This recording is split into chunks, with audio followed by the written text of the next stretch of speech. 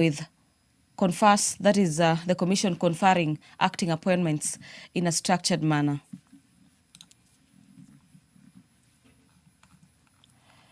This bill by Honourable Member for Mandera North is a bill that is also seeking to introduce allowances to members of the Teacher Service Commission. And in a nutshell, it is a bill that is seeking to amend the TSC Act, the Teacher Service Commission, number 10 of the year 2012, in order to provide for various allowances to the Commission, that the Commission may pay teachers over and above their basic pay. The bill further seeks to entrench fairness in acting positions under the Teacher Service Commission, so that the Commission confers acting appointments in a structured manner. The bill provides for predictability and certainty in the management of allowances in the teaching profession, so that the allowances are in a manner that is structured. The Livestock and Produce Theft Bill of the year 2023 is also coming up for debate this morning. It is a bill that is seeking to provide for a framework for the establishment of a mechanism for matters prevention, combating, and eventually eradicating livestock produce theft. This livestock theft is a matter that has been deemed as a problem by the sponsor of the bill. This being a bill that is originating from the Senate. The members of the Senate have already considered this bill, sponsored by Senator Samson Cherargei, but is coming up for consideration at the National Assembly, where Honorable members, Madam Speaker of the counterpart house, being the National Assembly, where this issue of livestock theft is being addressed by Parliament in general to get a solution to address issues facing livestock farmers across the country. If you're just joining us, the business of the National Assembly is commencing any moment from now. The Sergeant at Arms has already announced to the members in the chamber that the Speaker's procession is on its way. You can see on your screens the Deputy Speaker of the National Assembly, Honorable Gladys Boss, already in the chambers, ready to preside over the business this morning.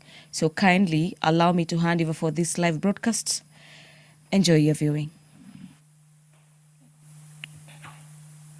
Honorable members, let us pray.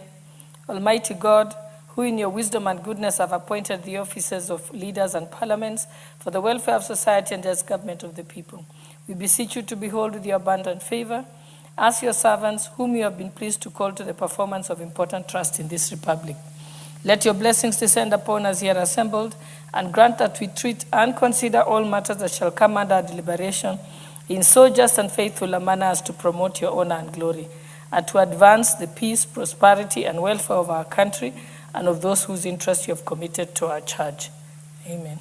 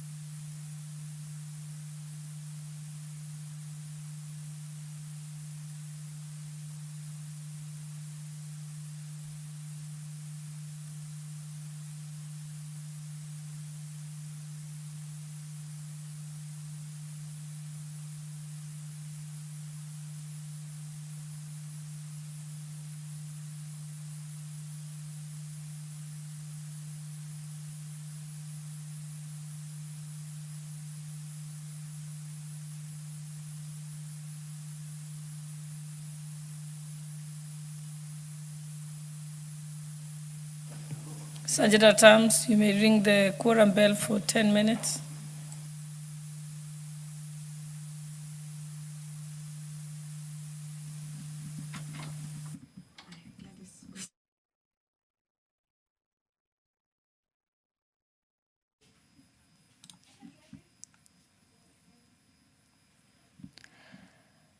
Well, the business of the National Assembly has commenced this morning with the Deputy Speaker, Honorable Gladys Boss, presiding over the business of the National Assembly this morning. Upon the commencement, the House is experiencing a small quorum hitch that will be addressed any moment from now by members of the National Assembly making their way into the chambers this morning to correct that hitch. The National Assembly requires at least 50 members for the House to commence business this morning. The Sergeant at Arms at the entrance of the chamber, in conjunction with their counterparts sitting inside the chambers, will be responsible for that.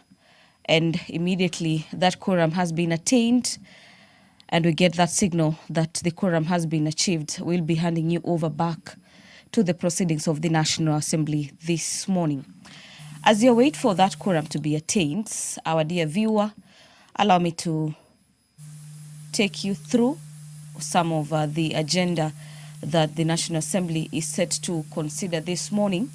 And before I handed you over for this live broadcast, I was just taking you through the Prevention of Livestock and Produce Theft Bill of the year 2023, a bill that is seeking to streamline the livestock sector by addressing the issue of theft of livestock across the country.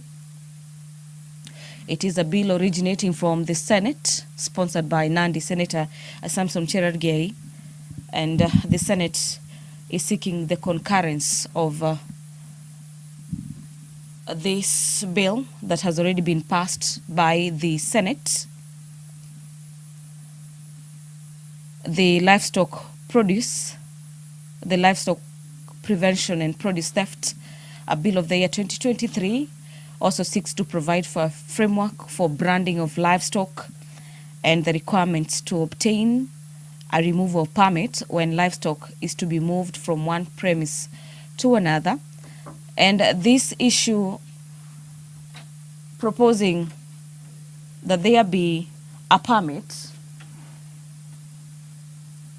is a move that is geared towards facilitating tracing as well as recovery of livestock in the event they get misplaced.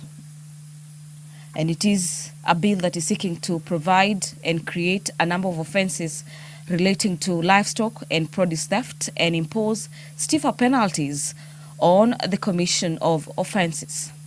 Away from the livestock produce theft, the National Assembly will be addressing matters education this morning, where the House will be considering the Universities Amendment Bill of the year 2023, basically a bill seeking to streamline the education sector. This bill was introduced to address issues of overlapping roles of Kenyan universities and technical institutions that are offering diploma and certificate courses, a situation that has led to inconsistencies in course quality, content, and duration.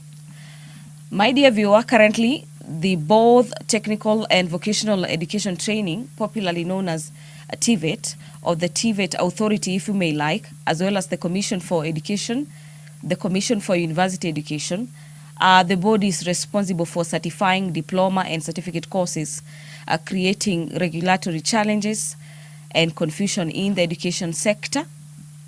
And this bill seeks to streamline the issues of concern.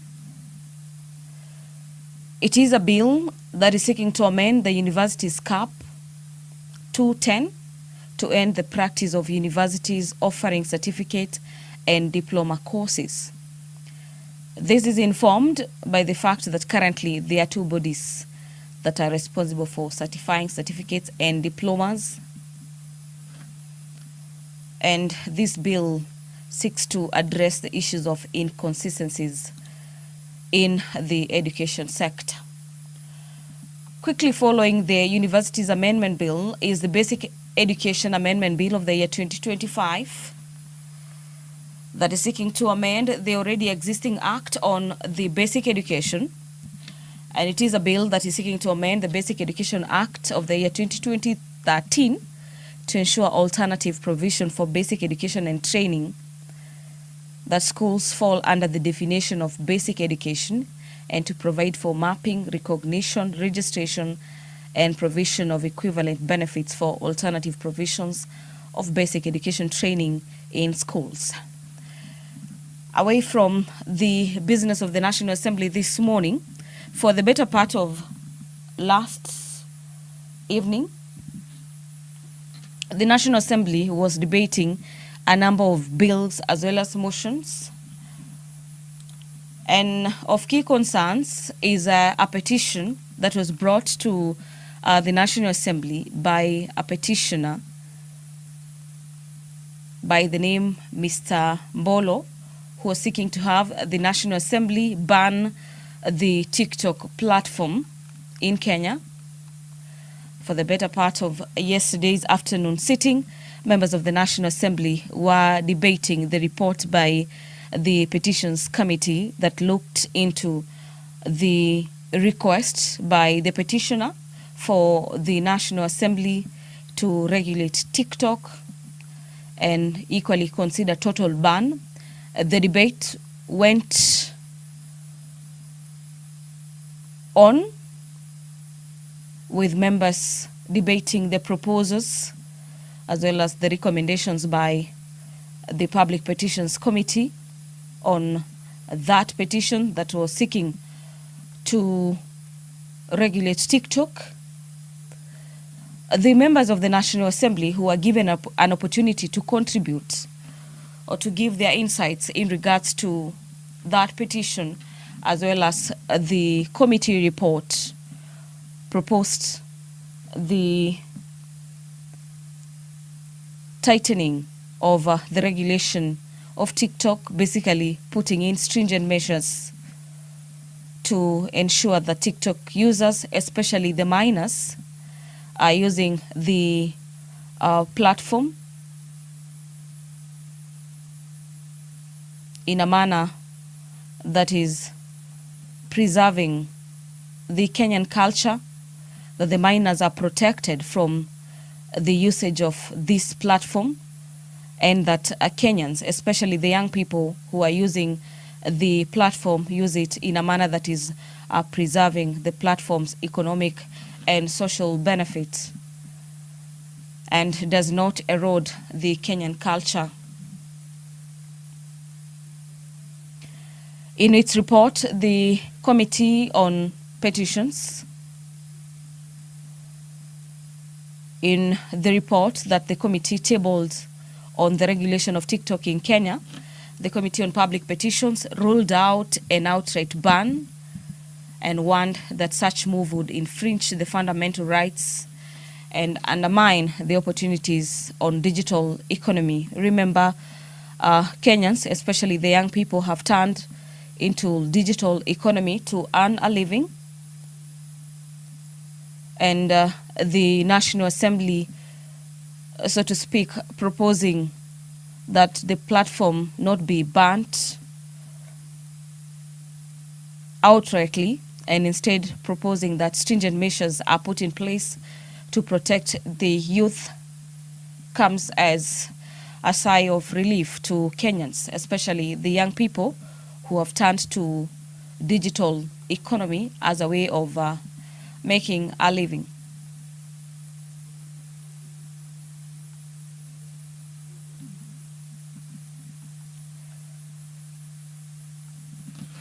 Members of the National Assembly, in debating the report, also highlighted both risks and opportunities associated with the platform, stressing on the need to shield minors from exploitation and inappropriate material that is streamed live on TikTok and other platforms that the youth are using in the country. The Penal Code Amendment Bill, Bill number 53 of the year 2024 by Honorable Anthony Oluoch, is also set for consideration this morning. The Penal Code Amendment Bill. Sergeant at Arms, you can ring the bell for 5 more minutes.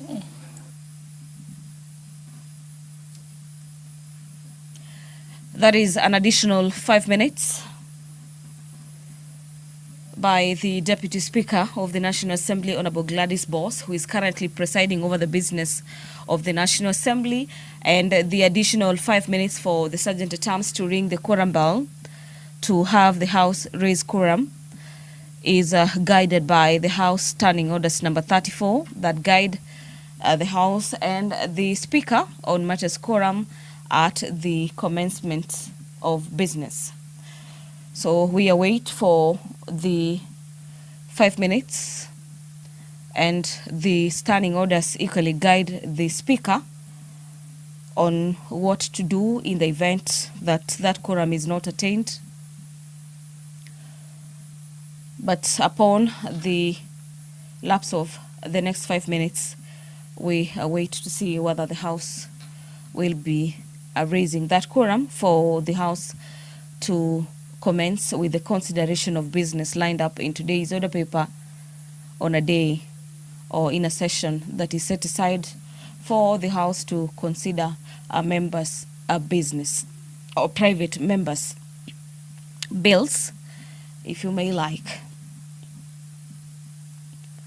The National Assembly has also lined up for consideration the Penal Code Amendment Bill for debate. It is a bill that has a number of amendments proposed to the existing Penal Code Act. This bill by Honorable Anthony Oluoch, the Member of Parliament for Mathare, is a bill that is seeking to amend the Penal Code to delete Section 226. The proposed amendment will decriminalize suicide and enable attempted suicide to be seen as a serious problem requiring mental health interventions and not to be treated as a criminal offense. The member has gone ahead to list how the global perspective looks like, and states in his bill that reducing the global suicide rate by 1/3 by 2030 is a target both by the United Nations Sustainable Development Goals, SDGs, and the World Health Organization, WHO, Global Mental Health Action Plan, and that various countries have committed to taking measures in this direction.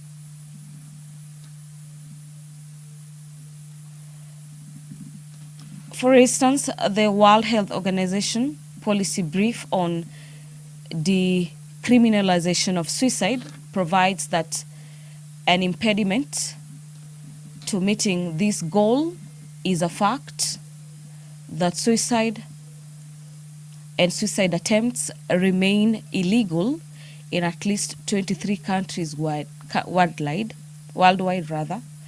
and that decriminalization of suicide and suicide attempts represents one critical step that governments can take in their efforts to prevent suicide, and that further criminalizing suicide will not prevent people from acting on suicidal thoughts, and it simply stops them from reaching out or seeking for help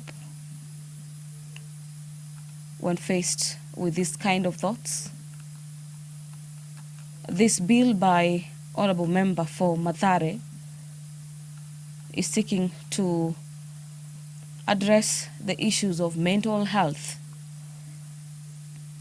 and that to provide a surety to Kenyans that their mental health is an aspect that is valued by the state, and simply encouraging Kenyans or members of the public to open up about issues of concern that are leading to deteriorating state of mental health, and to seek help from professionals who are able to provide guidance on addressing issues to do with mental health that could be facing. Sergeant at Arms, you may stop the quorum bell. We may proceed. First order. Order number 1, administration of oath. Order number 2, communication from the chair. Order number 3, messages. Order number 4, petitions. Order number 5, papers. Thank you very much, Honorable Speaker. Honorable Speaker, I beg to lay the following papers on the table of the House today, Wednesday, 18th February 2026, in this morning session.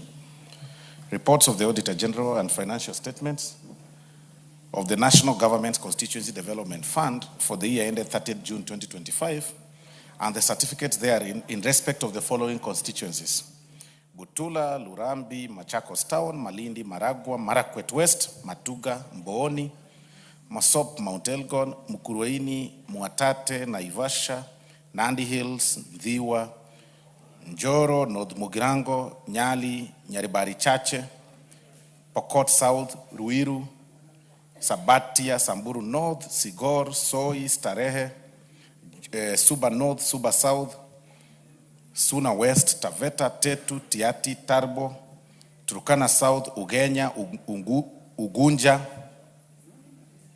Uriri, Vihiga, Undanyi, and Yatta. Thank you very much, Honorable Speaker. I beg to lay.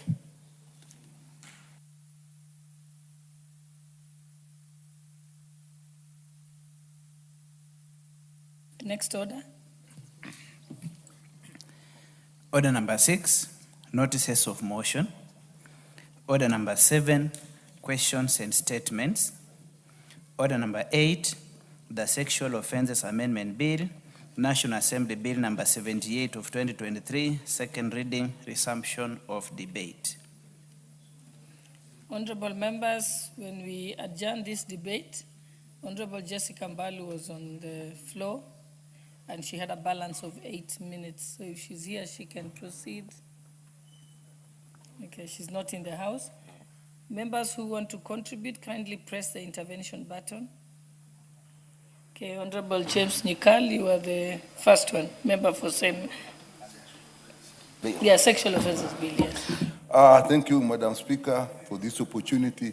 Let me start by saying this is an extremely important bill as regards sexual offences bill and how it affects the victims, particularly girls, young girls specifically. Madam Speaker, what this bill actually seeks to address 2 issues. Let me start with a little peripheral one. It's defining the minister, and it's basically that is to line it with the Constitution. But Madam Speaker, I want to raise an issue there. What is in the Sexual Offences Act also defines the minister as a minister responsible for legal affairs and so on. What came through my mind, and you as a lawyer probably can guide on this, in this country today, who is the minister responsible for legal affairs? Is the Attorney General a minister?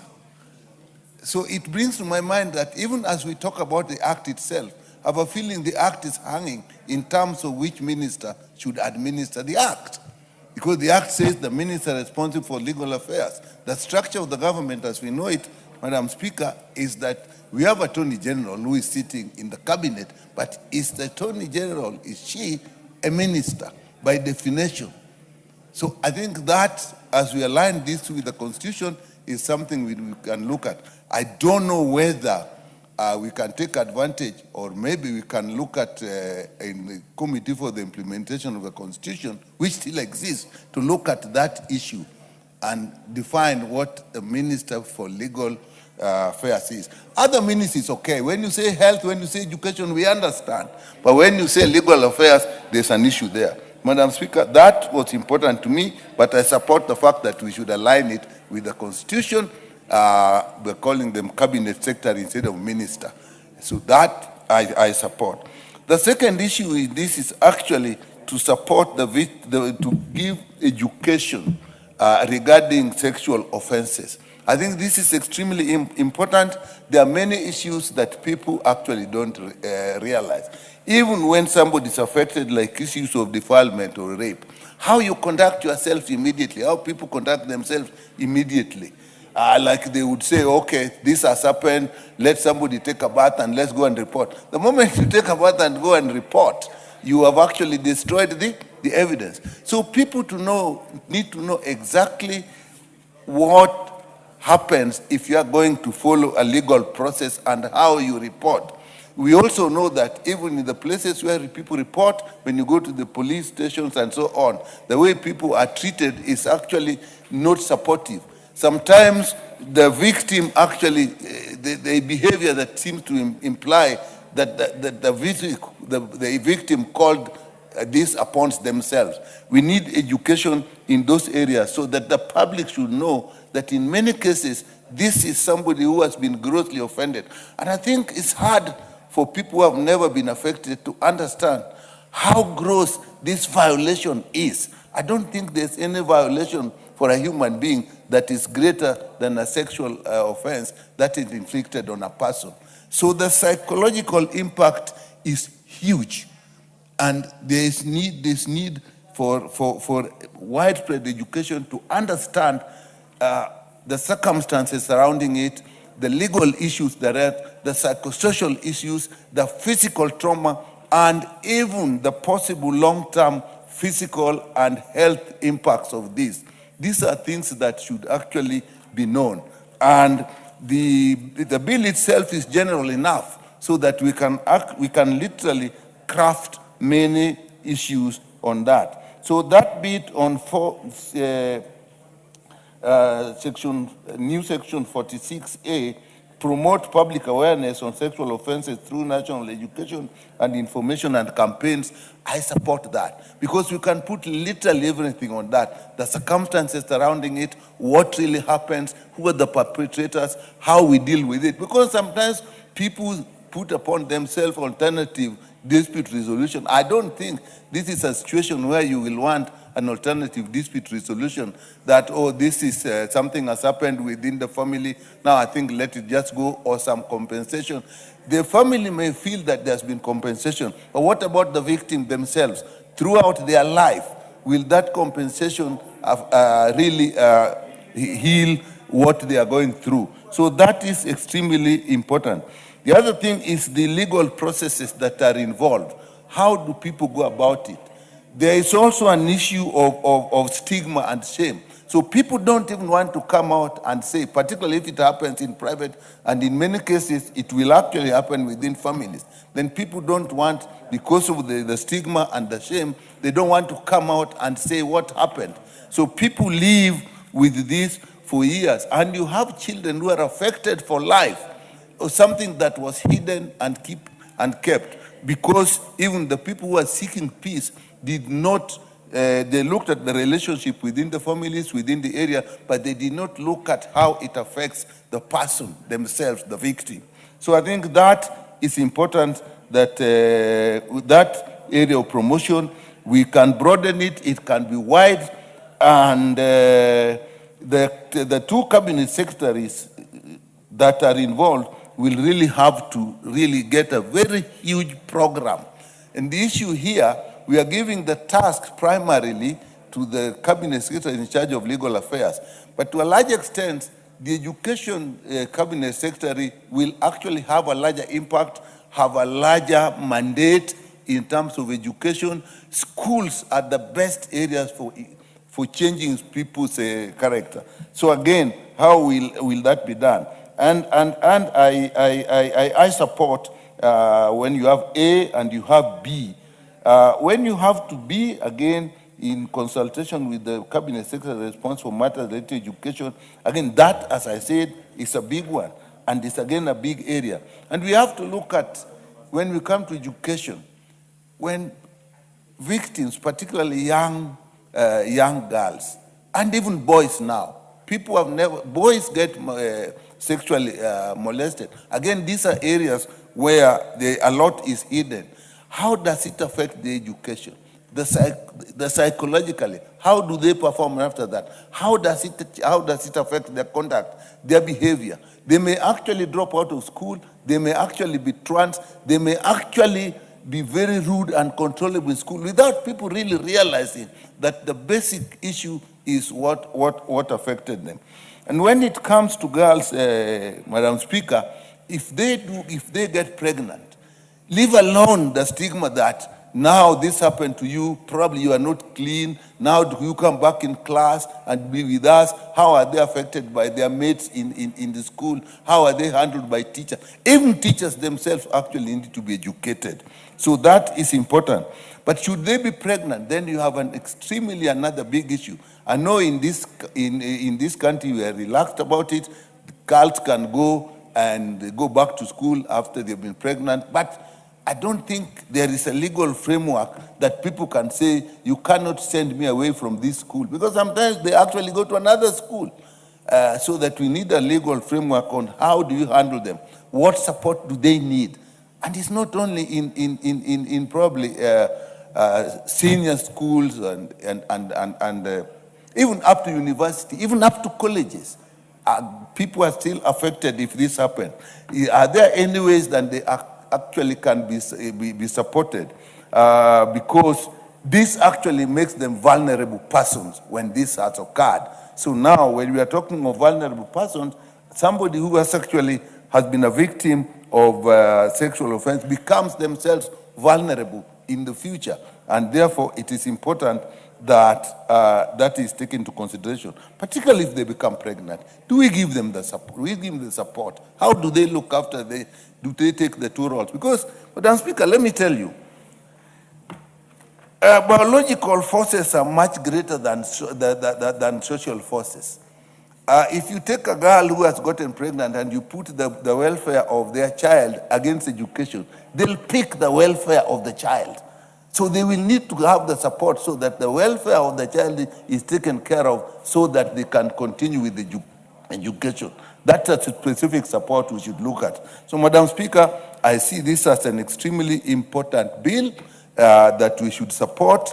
But as I said, the area of definition of the Cabinet Secretary is something we look at. With that, Madam Speaker, I support. Thank you. The Honourable Member for Malindi. Honorable Amina Mnyanzi. Mheshimiwa Spika, asante sana. Nasimama kuunga mkono mswada wa marekebisho wa makosa ya kijinsia kama ilivyopendekezwa katika mswada huu wa marekebisho katika kifungu cha 46A kupitia uhamisaji wa umma kuhusu makosa ya kijinsia. Tutakuza utamaduni wa heshima, kuzuia unyonyaji wa makundi yaliyo katika mazingira hatarishi, kupunguza unyapaa unaozunguka makosa ya kijinsia na kukuza usawa wa kijinsia. Hata hivyo, ninapofikia kuanzisha kwa programu za kulinda, kuhifadhi na kuendeleza haki ya elimu kwa waathiriwa wa makosa ya kijinsia, wakiwemo waathiriwa wa mimba za utotoni, pia napendekeza mamlaka za uchunguzi zihusike kikamilifu katika kutekeleza sheria dhidi ya wahusika ya makosa. Mheshimiwa Spika, katika eneo langu bunge ambalo ninalolitoka, Mheshimiwa Spika, na ndio sababu kwa nini naunga mkono huu mswada, tumeweza kuona ya kwamba watoto wadogo wameweza kunyanyasika na wameweza kutumika vibaya kwa muda mrefu. Mheshimiwa Spika, mwaka jana, Mheshimiwa Spika, tulipata mtalii mmoja ambaye anatoka nchi ya South Africa na aliweza kulala na kuhadaa watoto zaidi ya 10 ndani ya Malindi, na hakuna jambo lolote lenye ambalo lilifanyika baada ya hapo. Kwa hivyo mimi naunga mkono hii mswada kwa sababu hata wale ambao walikuwa wameathirika, Mheshimiwa Spika, hawakujua baada zile athari ambazo walikuwa wamefanyiwa na huyu mzungu, hawakujua ni jinsi gani ya kuweza kujibeba, kuweza kwenda polisi, na jinsi gani ya kuweza kutetea haki zao, Madam Speaker. So vitu kama hivi, Mheshimiwa Speaker, ni lazima watu waweze kufundishwa. Mafunzo haya yaweze kupitia hapa bunge. Tuko sisi viongozi ya kina mama wa bunge, kuna cabinet secretary. So mambo kama haya, Mheshimiwa Speaker, tukiyaweza kuyazingatia kwa ukamilifu, tutaweza kusaidia wale watoto wetu kule nje waweze kujua haki zao, waweze kujua vitu kama hivyo vikitokelezea wanapaswa kufanya nini, wafike wapi, ili waweze kujisaidia kuweza kupata haki yao. Mheshimiwa Speaker, pia vile vile naona katika mitandao ya kijamii kuna watu kadhaa ama kuna mzungu kadhaa mwenye ambaye hatoki katika Kenya yetu na anazunguka huko nje, Mheshimiwa Speaker, na inasemekana ya kwamba ameweza kuhadaa na kulala na wanawake wetu wengi, na naomba serikali iweze kutukulia hatua na sheria iweze kufuata mkondo wake, Mheshimiwa Speaker, ili yule mtu ambaye ameweza kufanya masuala kama haya aweze kushikwa. Labda ni kweli watu walikuwa wameelewana kujihusisha katika matendo kama yale, lakini Mheshimiwa Speaker, lazima pia tuweze kuangalia ya kwamba katika kuelewana kule hakukuwa na maelewano ya kwamba yale matendo ambayo yametendeka wakiwa wao kama watu wazima wawili, ilikuwa kuna ulazima gani ya kuweza kuipeleka mambo yale katika hadhara. Saizi tunaona kuna nyumba za watu zenye ambazo zinavunjika, kuna ndoa za watu ambazo zinavunjika, Mheshimiwa Speaker. Kwa hivyo vitu kama hivi, Mheshimiwa Speaker, tuko na ulazima ya kuweza kupigilia msasa, ya kuweza kusaidia wananchi wetu, ya kuweza hata juzi, Mheshimiwa Speaker, tumesikia kule na naendelea kufuatilizia na mapolisi wangu sehemu za Watamu, tumesikia ya kwamba kuna mzee wa zaidi ya miaka 75 ameweza kulala na kumuhadaa msichana mdogo wa miaka 15, Mheshimiwa Speaker.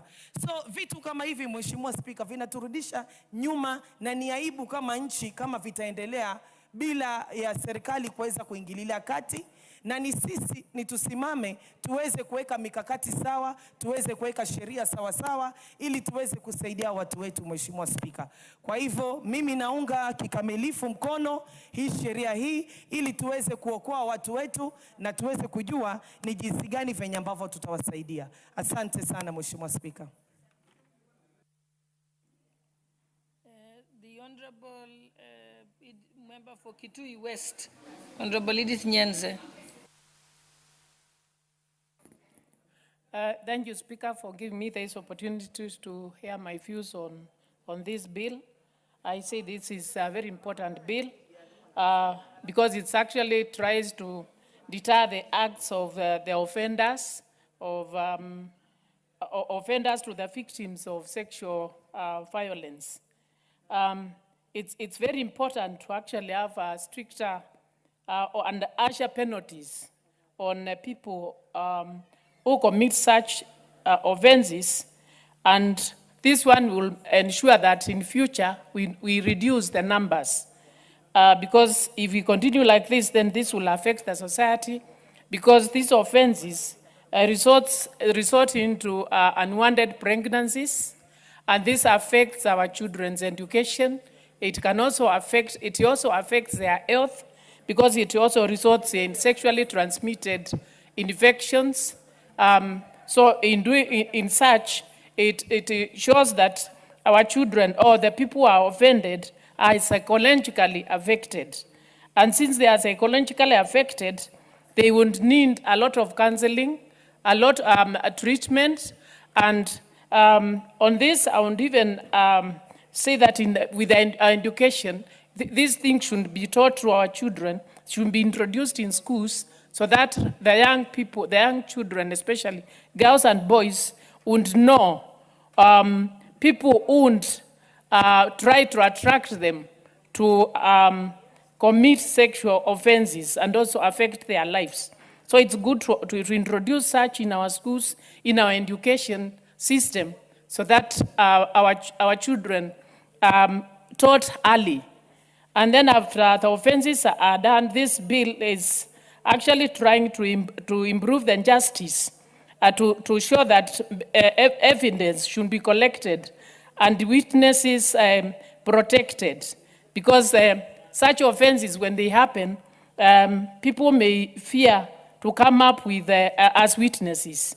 But this bill is trying to improve justice to the victims by ensuring that better evidence is collected and witnesses are protected. This bill is also trying to support the survivors by the establishment of safe spaces and shelters for the victims.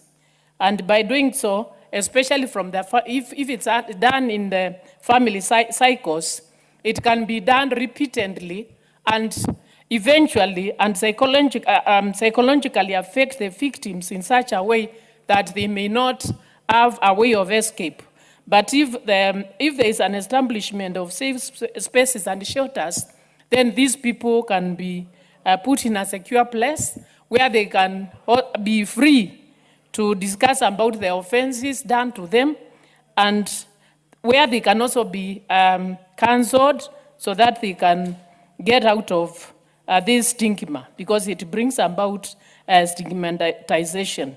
So this, there is also the issue of strengthened evidence collection. This bill aims to improve the collection and preservation of forensic evidence to support prosecutions.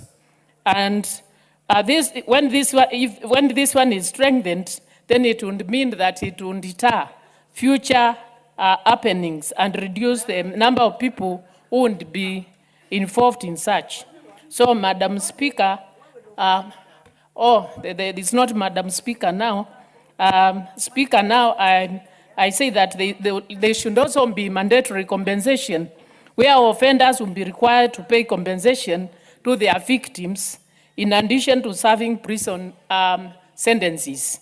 And this bill ensures that compensation is done to the victims, and also ensures that when they are put in prison, this will ensure that in future happenings are reduced. So I support this and say that it's a bill which has come at the right time. So I support. Thank you. The Honorable Robert Bukose. Thank you, Honorable Speaker. Honorable Speaker, I stand to support this bill by the Honorable Doris Donya Buri on amendment to the Sexual Offences Act of 2006. And it's a short bill, Honorable Speaker, that looks to amend where we are talking about minister, and now in line with the new constitution, we are talking about cabinet secretary. It's also introducing in a new clause that the cabinet secretary shall promote public awareness on sexual offenses through nationwide education and information campaigns. And this, I think, goes a long way, Honorable Speaker, to inform the public, to inform what are these sexual offenses. Because occasionally you might find that people do things which they think they might be normal, but when you look at the law interprets them as a sexual offense act, and it's not a right thing, and somebody should be able to be held accountable to that. In 46B, in consultation with the cabinet secretary responsible for matters relating to education, establish programs to safeguard, protect, and promote the right to education of victims of sexual offenses, including victims of teenage pregnancy. Honorable Speaker, you find that once somebody is been involved in sexual offenses, normally the victim carries a lot of weight, and more often the victim is looked on that and even gets withdrawn. This victim needs psychological support. It needs psychiatric assessment and also some bit of psychological support to be able to integrate back into the society. You have even teenage pregnancies, and this is a common thing, Honorable Speaker. They should also be assisted back to get into education, get back to school, and then be able to become productive citizens. Because more often you'll find that in many societies where you have teenage pregnancies, the victim drops out of school, and the parents are not even supportive. And therefore, I think once we provide this in law, then we make it mandatory that anybody, whether you've teenage pregnancy, sexual offenses, can be integrated back into the society and get education to a level to which this person can be able to be a productive member of the society. With those few remarks, Honorable Speaker, I support. Thank you. Member for Uasin Gishu.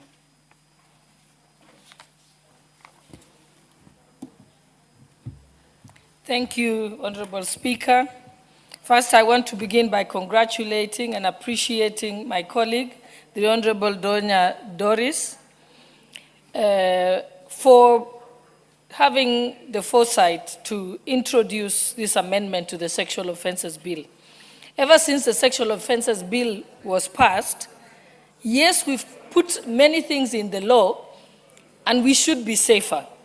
But unfortunately, there has been lack of awareness of what the law provides and the various protections that they can give to victims of sexual offenses or survivors of sexual offenses. And this particular amendment serves to cure that mischief, that we have put everything in the law, but the implementation has been wanting because of the lack of awareness.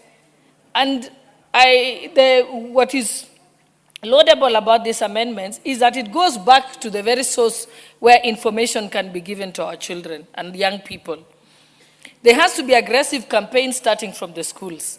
If you look at countries that have successfully been able to deal or mitigate the mischief for sexual offenses, they have been able to have campaigns at the school, awareness at the school, where children even have books from a very early age that inform them about what is a sexual offense, what is bad touch, what is good touch, what are the rules. Like many schools, they will not allow a male teacher to be with a female student with the door closed, to be open. In certain circumstances, there has to be another person in the room. When it is health workers, it's the same thing. There has to be another person in the room so that there is not only prevention, but there is also ensuring that the victim is not exposed to more abuse. We also have, when we talk about awareness and more education programs, it's also important to ensure that even the manner in which we have our reporting system, it should be one that is is protective. For example, I have constantly appealed to the Inspector General of Police and even the advisor on security matters to the President to say that we must have a situation where the gender desks in the police stations should actually be situated in the hospitals and in the dispensaries. Because when a person is defiled or raped, the first place they should go is to a hospital, not to the police station, or to the hospital first, then to the police station to get the P3, then go back to the hospital and so on, because even the police station doesn't feel safe. The place everyone runs to is the nearest hospital. And so that as we carry out these public campaigns, we tell people, when this happens, your first stop of call is to a health center, where you can get help, and you will feel safer speaking to a police officer who is stationed there, and where you have the protection of health support workers. Also, there is still need to be more awareness in relation to the way even the community deals with it. I know that once upon a time in the history of this country, right in this house, there was a member of this house who was accused of defilement and impregnating a young girl. And when they were about to be arraigned or investigated, they married the girl. And they got away with it. But that was before the time we had the Sexual Offences Bill. And therefore, that still continues in certain areas that the public doesn't know. In fact, some families think in order to cure the shame is to have the girl married off. And it's even worse when it is a boy child who is sexually abused, because it's almost taboo and nobody reports it. In fact, they are told to man up and not say anything about it. And therefore, this is extremely important. It will also, this bill will also curb, with this awareness and education, it will also curb the problem of teenage pregnancies. The last time I checked, the World Health Organization put Kenya as having the highest number of teenage pregnancies in the world. And Kilifi County has the highest number of teenage pregnancies. So you can only begin to imagine what a big challenge there is. And therefore, I wish to support these amendments, and I must encourage our members of parliament that the law is not static. We must continue changing it as new challenges emerge. So if we find that even after these amendments we need to put in more amendments, we should. And even following this particular amendment on the substantive legislation or the Act of Parliament, we must make sure the manner in which this awareness, public awareness, and establishment of the education programs to safeguard and protect and promote right to education of victims of sexual offenses, we must have a manner in which we do it. So it will be important that the Committee on Delegated Legislation to immediately engage and begin to develop regulations that can be able to guide this particular amendment.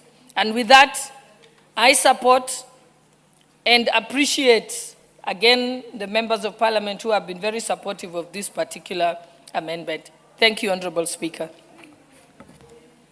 Honorable Makali Mulu. Thank you. Thank you, Honorable Speaker, for this opportunity. I want to join colleagues in supporting these amendments to the Sexual Offences Act, Honorable Speaker. And as has been said, there are only two amendments. One is aligning the bill to the new constitution, where instead of talking about ministers, we talk about cabinet secretaries. And the second amendment targets creation of awareness on issues relating to sexual offenses.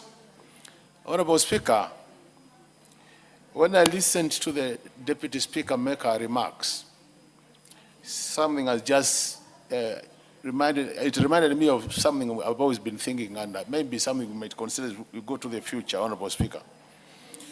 I don't know whether we have a mechanism of finding out how the acts of parliament we pass here, in terms of implementation, are performing out there. And maybe that feedback might help us have more targeted amendments in the future. But having said that, Honorable Speaker, the issue of sexual abuses is all over the place, Honorable Speaker. These abuses have been experienced in churches, in the villages, in the offices, and even in our homes, Honorable Speaker. And I think the proposal to create awareness is a very important proposal, Honorable Speaker, because the victims need to know at what point am I abused, and at what point do I have a case to push forward? Because in some circumstances, Honorable Speaker, it might happen that there's an agreement. And I think where there's an agreement, Honorable Speaker, then you can't start complaining after that, having agreed. But it's important that the victims all Kenyans are trained or are educated on what really what are the borders for you to say that I've been abused sexually, Honorable Speaker. But this is a very common thing, Honorable Speaker, and really I want to thank the Honorable Member who came up with this, because once people are educated, Honorable Speaker, it will be very easy to have the victims and the offenders actually the offenders can now be arrested and taken to court and be punished for this bad acts, Honorable Speaker. But having said that, Honorable Speaker, this is also applicable to both our children who are female and also boys. It's also applicable to adults, Honorable Speaker, because we've seen this many times. And what we need to ask ourselves also, Honorable Speaker, is what is really the main cause of this? Because I think there could also be a social disorder. Culturally, Honorable Speaker, people don't expect to do these things in a forced way. You don't need to use force. You use persuasion. So in a situation where force is being used, Honorable Speaker, then it could be a trigger to some other problem, Honorable Speaker, and we need to find out what really causes this. Is it psychological issues or is it mental issues? Because issues of also mental health, Honorable Speaker, have become very common. The other thing, Honorable Speaker, we need to find out, ask ourselves this. Could this also be because of the exposure? You know, our young people are watching television, the adults are also watching television. Could it be influencing that people really practice some of the things they see without really factoring in the cultural issues? So even as I support this, Honorable Speaker, I think we need to have a very well-structured way of creating awareness so that it could be in schools, it could be in the families, because I find it, most families have actually abdicated their roles in terms of talking about matters sex, hardly discussing family setup. So I think we need to go back to our earlier arrangement where even at family level, the grandfathers and grandmothers could sit with the young ones and educate them on some of these sexual issues. But schools can do that. Even church can also help. But Honorable Makali, when you started, I was trying to hear you properly. Yes. Are you trying to make excuses for a sexual offense? No, I'm not making excuses. What Well, I'm there's saying, no excuse. Just like there's no excuse. I'm just saying, Honorable Speaker, that I support the creation of awareness. Okay. But it has to be very structured, as I said, so that it can even start at the family level, then it can move to the church, and then it can move to the schools. And then the barasas, because even us, as members of parliament, we do a lot of barasas, Honorable Speaker. And I think in these barasas, we could be able to share with our people, the people who vote for us, some of the basics in terms of what do you need to do in case you are sexually abused. So that in that case, then the offenders can be punished. Otherwise, most of the offenders are getting away with it because maybe there is no evidence or the way the case has been structured is not the way it should be. So once we create awareness, I see a situation where we can reduce this problem to bare minimum. So with those many remarks, Honorable Speaker, I support and thank the Honorable Member who introduced these amendments. Thank you so much. Thank you. Honorable members, as communicated earlier, those who want to contribute to this bill, please press the intervention button. And so the next member online is the Honorable Member for North Imenti, the Honorable Dawood. Thank you, Mr. Speaker. Mr. Speaker, I support this motion by Honorable Doris Donya.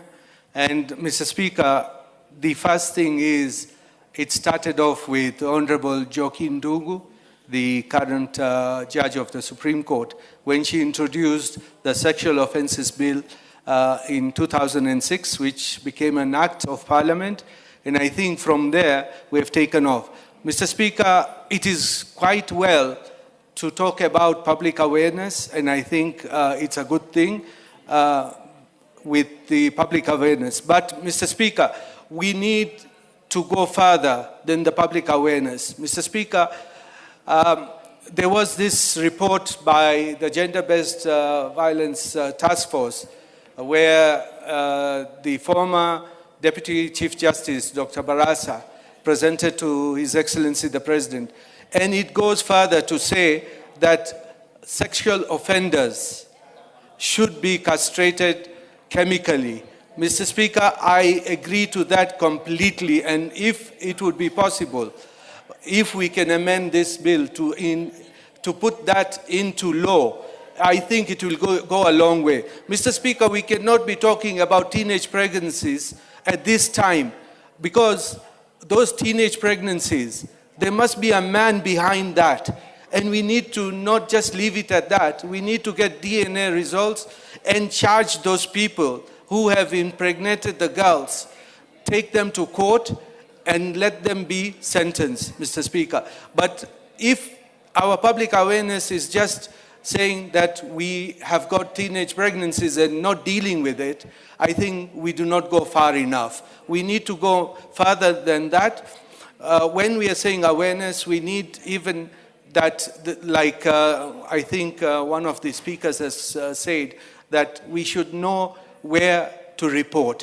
Mr. Speaker, we have an issue in the country where sexual offenses reporting is very, very low because of stigma, because of when a person who has been violated goes to report and they are laughed at and they are asked, you know, those minor details. We need to keep that aside. We need to have proper gender desks, whether it is in the police stations. But I would suggest to Honorable Donya, if she could introduce that we have those reporting desks at the hospitals. That is where the first reporting station would be, because when somebody is sexually defiled, they are taken first maybe to the police station, or they are taken first to the hospitals. And I believe if it is possible, we have a gender desk to report those things in a hospital and then do a follow-up. Because otherwise, going to a police station and not finding a female officer available to take your report, it makes it very difficult to report because you are ridiculed and nothing is taken into account. Mr. Speaker, Honorable Nyenze talked earlier about the penalties in this bill, but Mr. Speaker, there are no penalties in this bill because I think she may have been reading another bill, but we need to introduce the penalties. We need to remove the gender desks from the police stations to the hospitals, and I have made a suggestion earlier to the Minister, the Principal Secretary for Medical Services, Honorable Mudhoni, that we need to now change the way we work. Because unless we do not do that, we will not get those. And let us get DNA tests for people who we suspect have done this. Mr. Speaker, I even congratulate, I hope that bill comes through by Honorable Kuno regarding the one masala, which they talk about, they sort out the issue of sexual violence in the community. It should not be sorted out in the community. It should go to an open court of law, because by sorting it out, you are hindering the rights of the offended. Mr. Speaker, I think if we could do those few things, then we can change the history. But I am for castration, whether it is chemical or any other. Wacha wakatwe. Mungu awabariki. Thank you. The Honorable Irene Mayaka, and before you contribute, all members join me in welcoming students from Fero School, Nairobi, Embakasi Central, Nairobi County. They are here to follow proceedings this morning. They are welcome to follow proceedings, and I would urge the Honorable Mayaka to welcome them as she makes her contribution.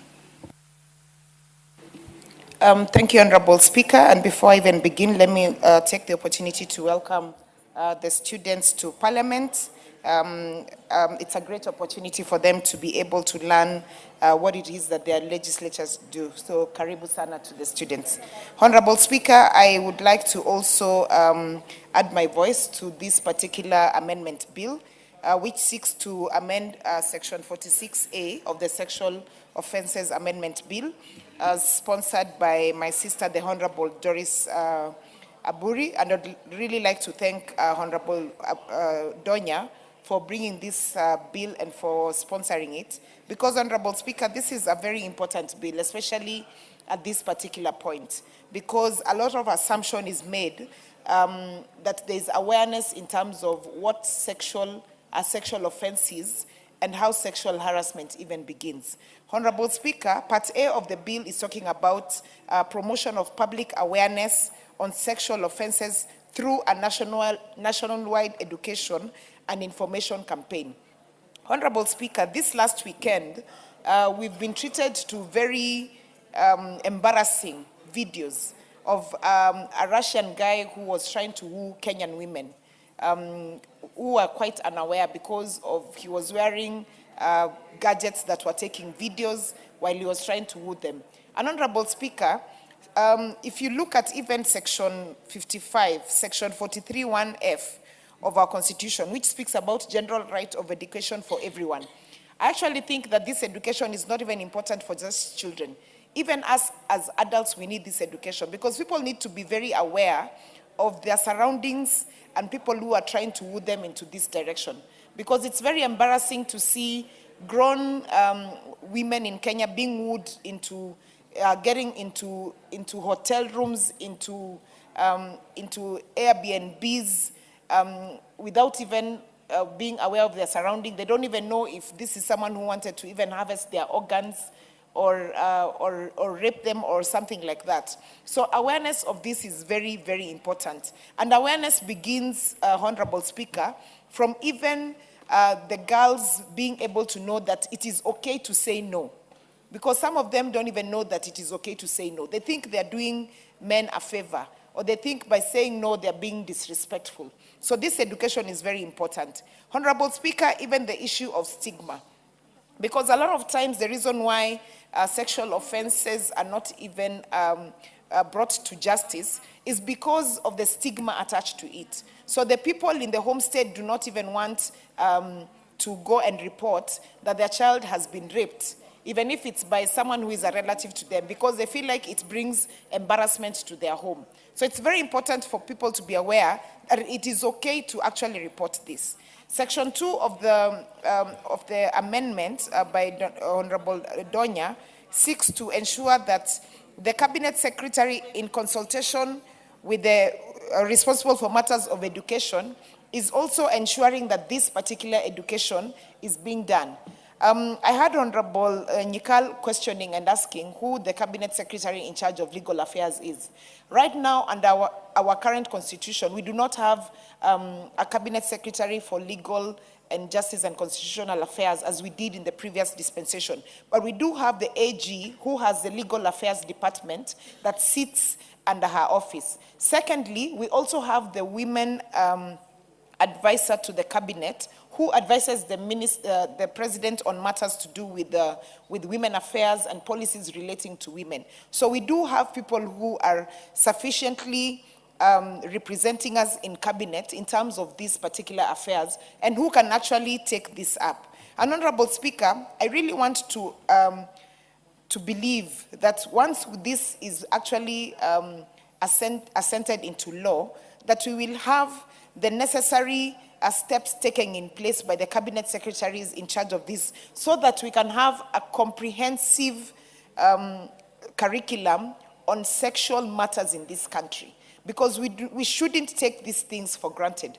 And Honorable Speaker, already in the Constitution, it covers the fact that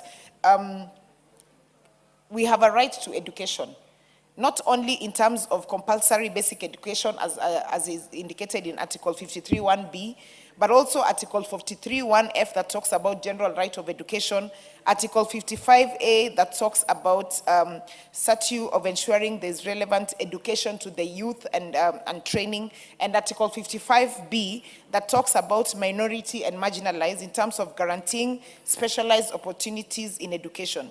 So this is already covered in terms of the Constitution. But also further emphasis, Honorable Speaker, is that addressing the issue of education going further into actually addressing the issue of sexual offenses and addressing the issue of the need for education and ensuring that our children, our young ones, from the onset really are aware of these particular factors. So, Honorable Speaker, I want to support this particular bill because we stand at a situation that is very grave in our country. We have so many cases of early pregnancies that are currently occurring. And Honorable Speaker, this is a matter that we all need to take responsibility of as leaders in this country, and also in terms of the level of Cabinet Secretary in ensuring that the specialized education on sexual offenses, on victims of teenage pregnancy, on stigma issues are all taken into consideration, and there's practicability in ensuring that this particular new amendment is actually implemented.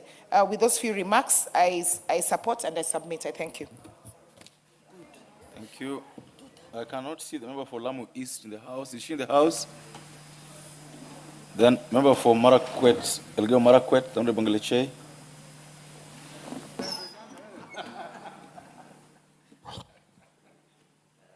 Thank you so much, Mr. Speaker, for giving me this opportunity to contribute into the bill. And let me appreciate Honorable Donya for bringing in the bill of Sexual Offense Amendment Bill 2023, National Assembly Bill number 78. Mr. Speaker, this is something that has actually been affecting our communities, and we have been missing, or we have never figured out the proper way of doing awareness or making our children or even adults, as Honorable Mayaka has said, to be aware of what is happening. As much as we have the Sexual Amendment, so the Sexual Bill Offense Act, we lack advocacy, and therefore, if we are to implement this bill as intended by Mheshimiwa Donya, by addressing the gap in the law by mandating the responsible Cabinet Secretary to promote public awareness on sexual offense through nationwide education and information and campaign, it will improve on how we deal with sexual offense bills. Mr. Speaker, you know, we live in communities whereby some of the issues are preferred to be under or are preferred not to be made public, even as ugly as they are, or even when they are affecting and are bringing a lifelong effects to an individual. At times, some communities would prefer not to discuss some issues, and it is not even some few communities, but even individuals would prefer to keep mum over some issues. Maybe their child has been molested, has been raped, or even adults, they will prefer to keep it under for the fear of shame. And at times, it's also because the law might not be adequate enough or does not may properly not be able to apprehend the victims. So, Mr. Speaker, there is a word in the Bible. I'm a strong Christian, and I would wish to wish all the Christians happy Lent, and the Muslims even as they start their Ramadan. Proverbs 22 verse 2 says, "Train up your child in a way he should go. Even when he is old, he will not depart from it." Some of these instincts, some of the issues we teach our children will never depart from them. And one of the issues that I advocate, Mr. Speaker, that should be taught to our children is what is wrong and what is right. Not only what is wrong and what is right, they should also be taught what happens when somebody has done something wrong to you, or something that can have lifelong challenges or some lifelong complications. Like, for instance, in our societies, there is a very high rate of teenage pregnancies. You find that those teenagers are underage girls who are not of, who constitutionally are underage. They didn't consent, or they were, most of them, you find they've been impregnated by adults, people who are supposed to be their caretakers, people who are supposed to be teaching them. And you wonder why in the society there are so many teenagers who are pregnant or who have children, and there are no people being charged for impregnating them or to have abused them as young girls. So there is a problem and there is a gap there, because you find these girls don't know where to run to.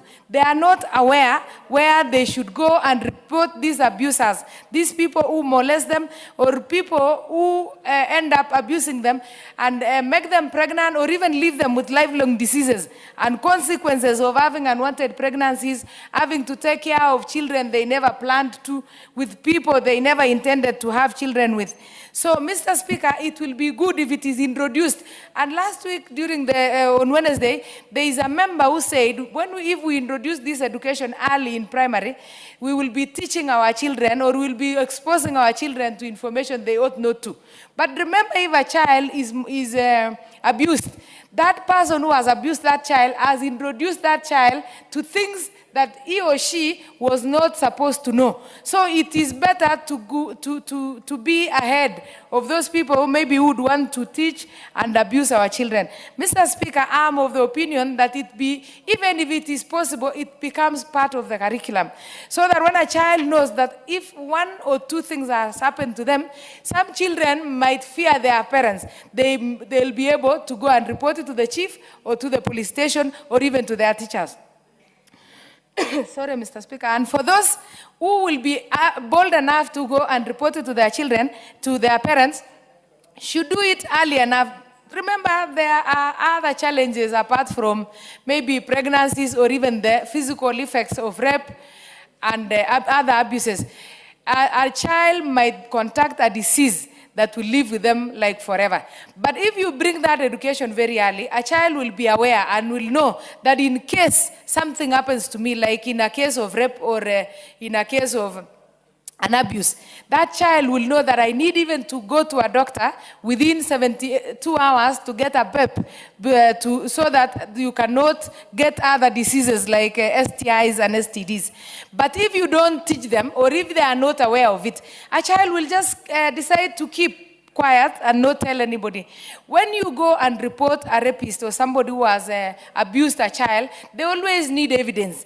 And in most cases, they'll ask you not to shower, not to remove the clothes.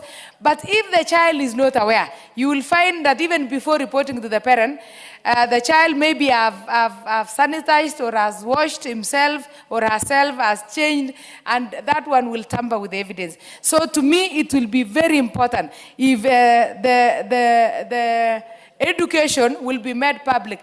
And Mr. Speaker, it should not only be introduced in schools. You find even in villages, there are still parents. We live in a community whereby we still have people who are illiterate and semi-illiterate. Others have gone to school and others have not even gone to school. You find that you have a parent who will report to you an issue. Like when you meet these teenage mothers and you ask their parents, what happened? What happened to your child? They'll tell you, I don't even know who the father is. My child never told me anything about it. Later on, when I realized they were pregnant, they tried to explaining to me, or they'll even tell you that I have known from the word go, but it was the uncle, it was the chief of the area or other respected people in the society, and the parent does not want to share because of fear of the consequences. So it will be good if we can expose these people. In the early 90s, when the spread of HIV/AIDS was so rampant in the country, you would find an advert everywhere. There were billboards everywhere. It was before news, it was after news, in the radios, in the televisions. And it has really helped the people of Kenya to know how to control, manage, and even prevent, and even live with it because of the constant awareness. Awareness shouldn't be something that is going to be done one day. I've had people suggesting that it should also be done in public barazas. Yes, it is good to do it in public barazas. But public barazas, you find not everybody goes to a public baraza. Or it is not a continuous thing that people will be having the knowledge day to day. It should be it should be made a mainstream awareness that will be done in churches, in mosques, in schools, in public barazas, and even, if possible, it should be provided in the syllabus to very young and when the children are still very young and very able to learn and get to understand it better. Mr. Speaker, just to conclude, I would also urge the members of this House, because many a times we are those opinion leaders, and many a times we get opportunities even to address people in rallies, in weddings, in burials or other social gathering. It is always good to leave a word of sexual awareness for the people to understand. At times, people might look at it as a very minor thing in the community, but the effects are so much. In every family, it has been affected, and the consequences will live with us like forever.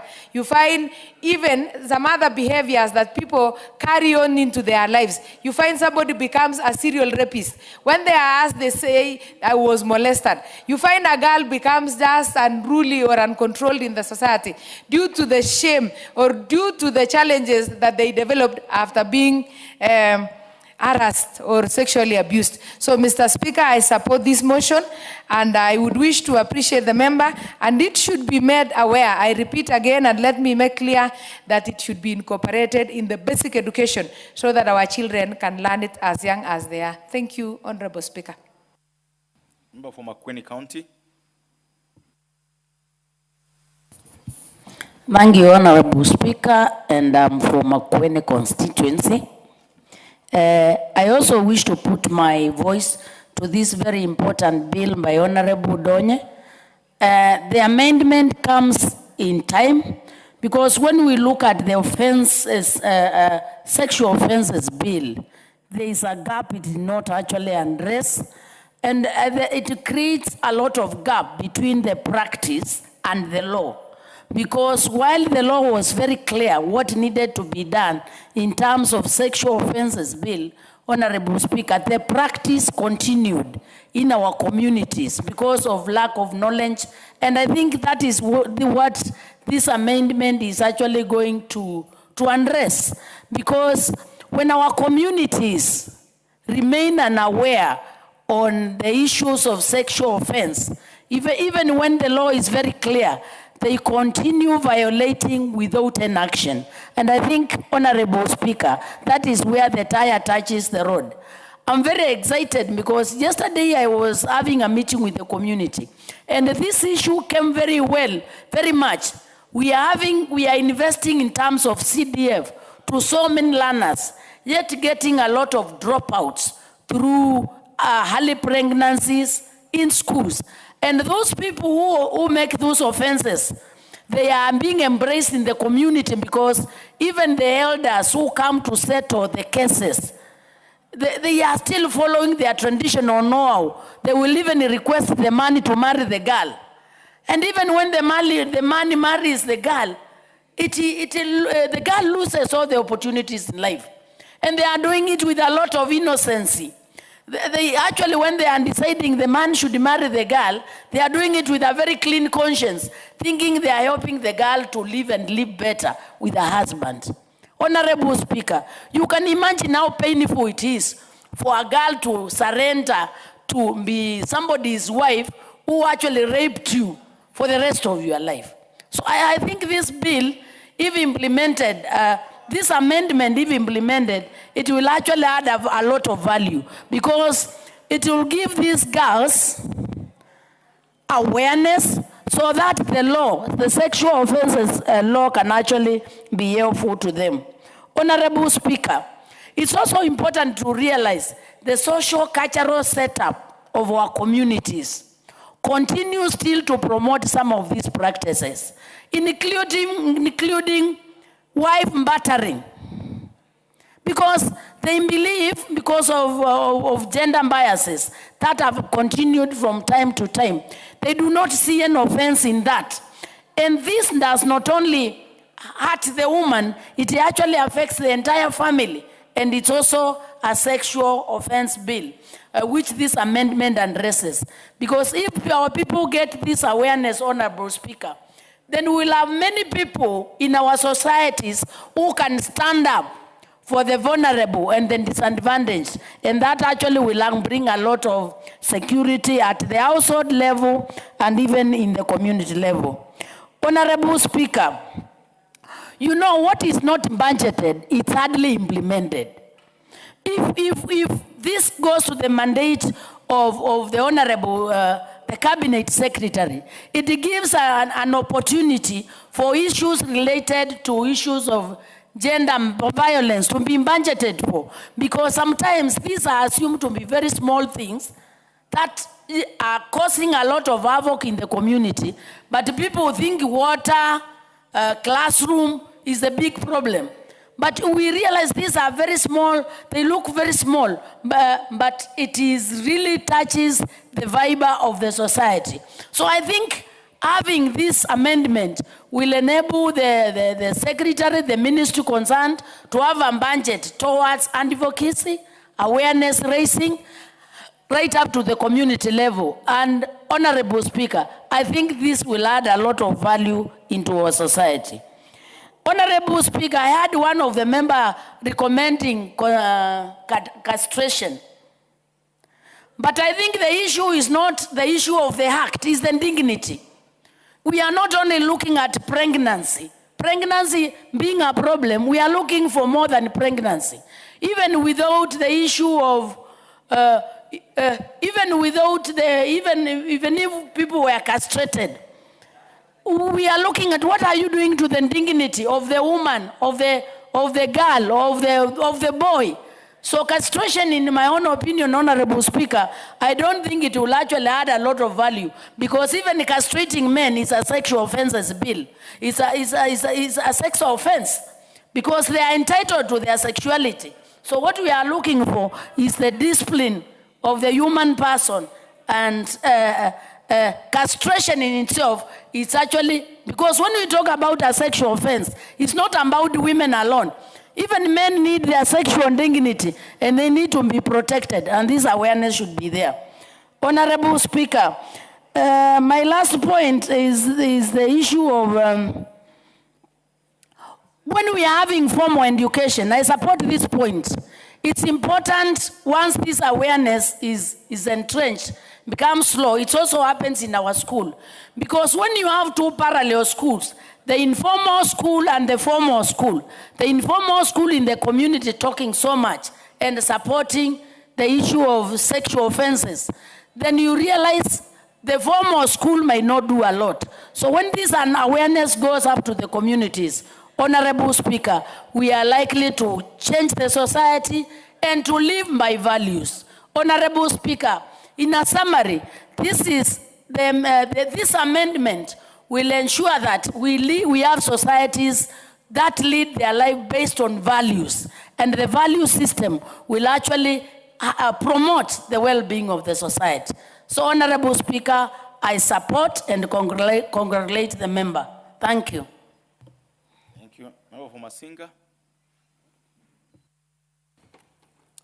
Thank you, Mr. Speaker, for the opportunity to be able to say something about the Amendment Bill, 2023 National Assembly Bill 78, which is the principal object of the bill is to amend the Sexual Offense Act, Cap 63A, to mandate the Cabinet Secretary responsible for legal affairs to promote public awareness of sexual offenses.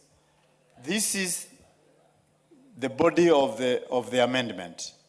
And this amendment comes at a time when our country is bleeding for such offenses in our communities, in our villages, in all the places that we pass by, such that whenever such a thing happens, the dignity of that person is gone, and that person is shameful all through his or her life. This has become rampant even by not differentiating whether one is a woman or a man or an old man or an old woman. And this should be promoted by the awareness everywhere. The way the Minister of Health normally promotes their issues, this should be promoted the same, so that everybody is aware that the sexual offense is harmful, is crime, and it is an offense that needs no forgiveness.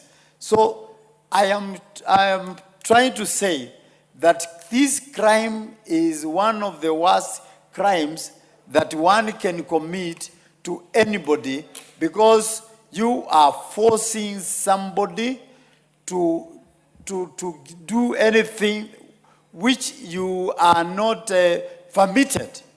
And therefore, I am supporting the awareness so that this can be told everywhere, wherever we go, like the way we normally announce our bursaries. When we want to give bursaries in your constituencies, you make sure that even in the churches, it is announced. In wherever the meeting, there's a meeting, we shall be giving bursary on such and such a thing. So this should be told, and everybody should be aware that this is a crime. More often, many of these offenses, once they are reported, the police gets away with them.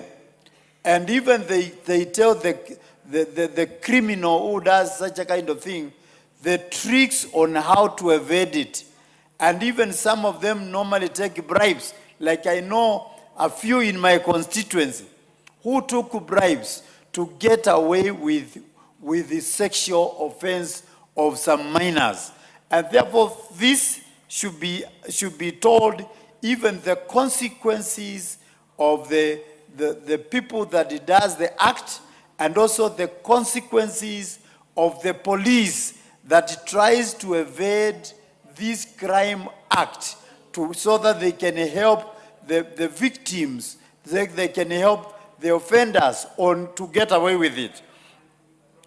Mr. Speaker, the bill also seeks to have education in the schools through the Ministry of Education or through the Cabinet Secretary. This can be a helpful channel, because many of the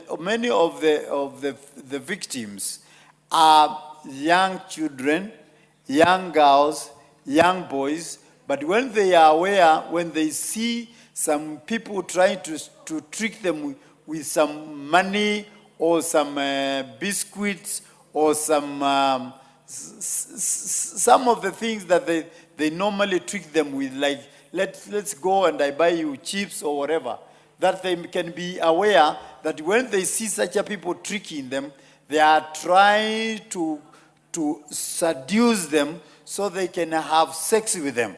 A sex that is not permitted for young children and young boys, which is a forced act.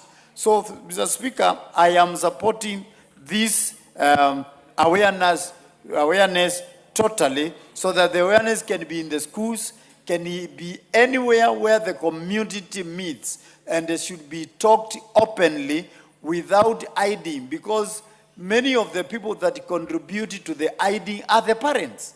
Once a child is molested, once a child is committed that act, the parents try to hide so that the family is not embarrassed. But this cannot be the chore. The hiding cannot be the chore. The chore must be the issue that the children must be taught that they should be able to report, and they should be able not to wash themselves, so that the doctors can be able to know whether that person has been abused. And therefore, I really support the amendment by Honorable Ndone, and it should go a long way so that we are aware, all of us. The old people are aware, the young people are aware, the young people are aware, the victims are aware, and the people that intend in future to commit such a crime are aware, so that they can know that it is a crime and it is punishable by law, and everybody should desist from such offenses. For those few remarks, Mr. Speaker, I rest my case. Thank you. Honorable Mulher Harun.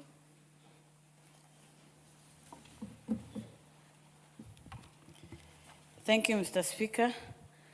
I wish to also contribute to this particular amendment bill, which is a very important bill.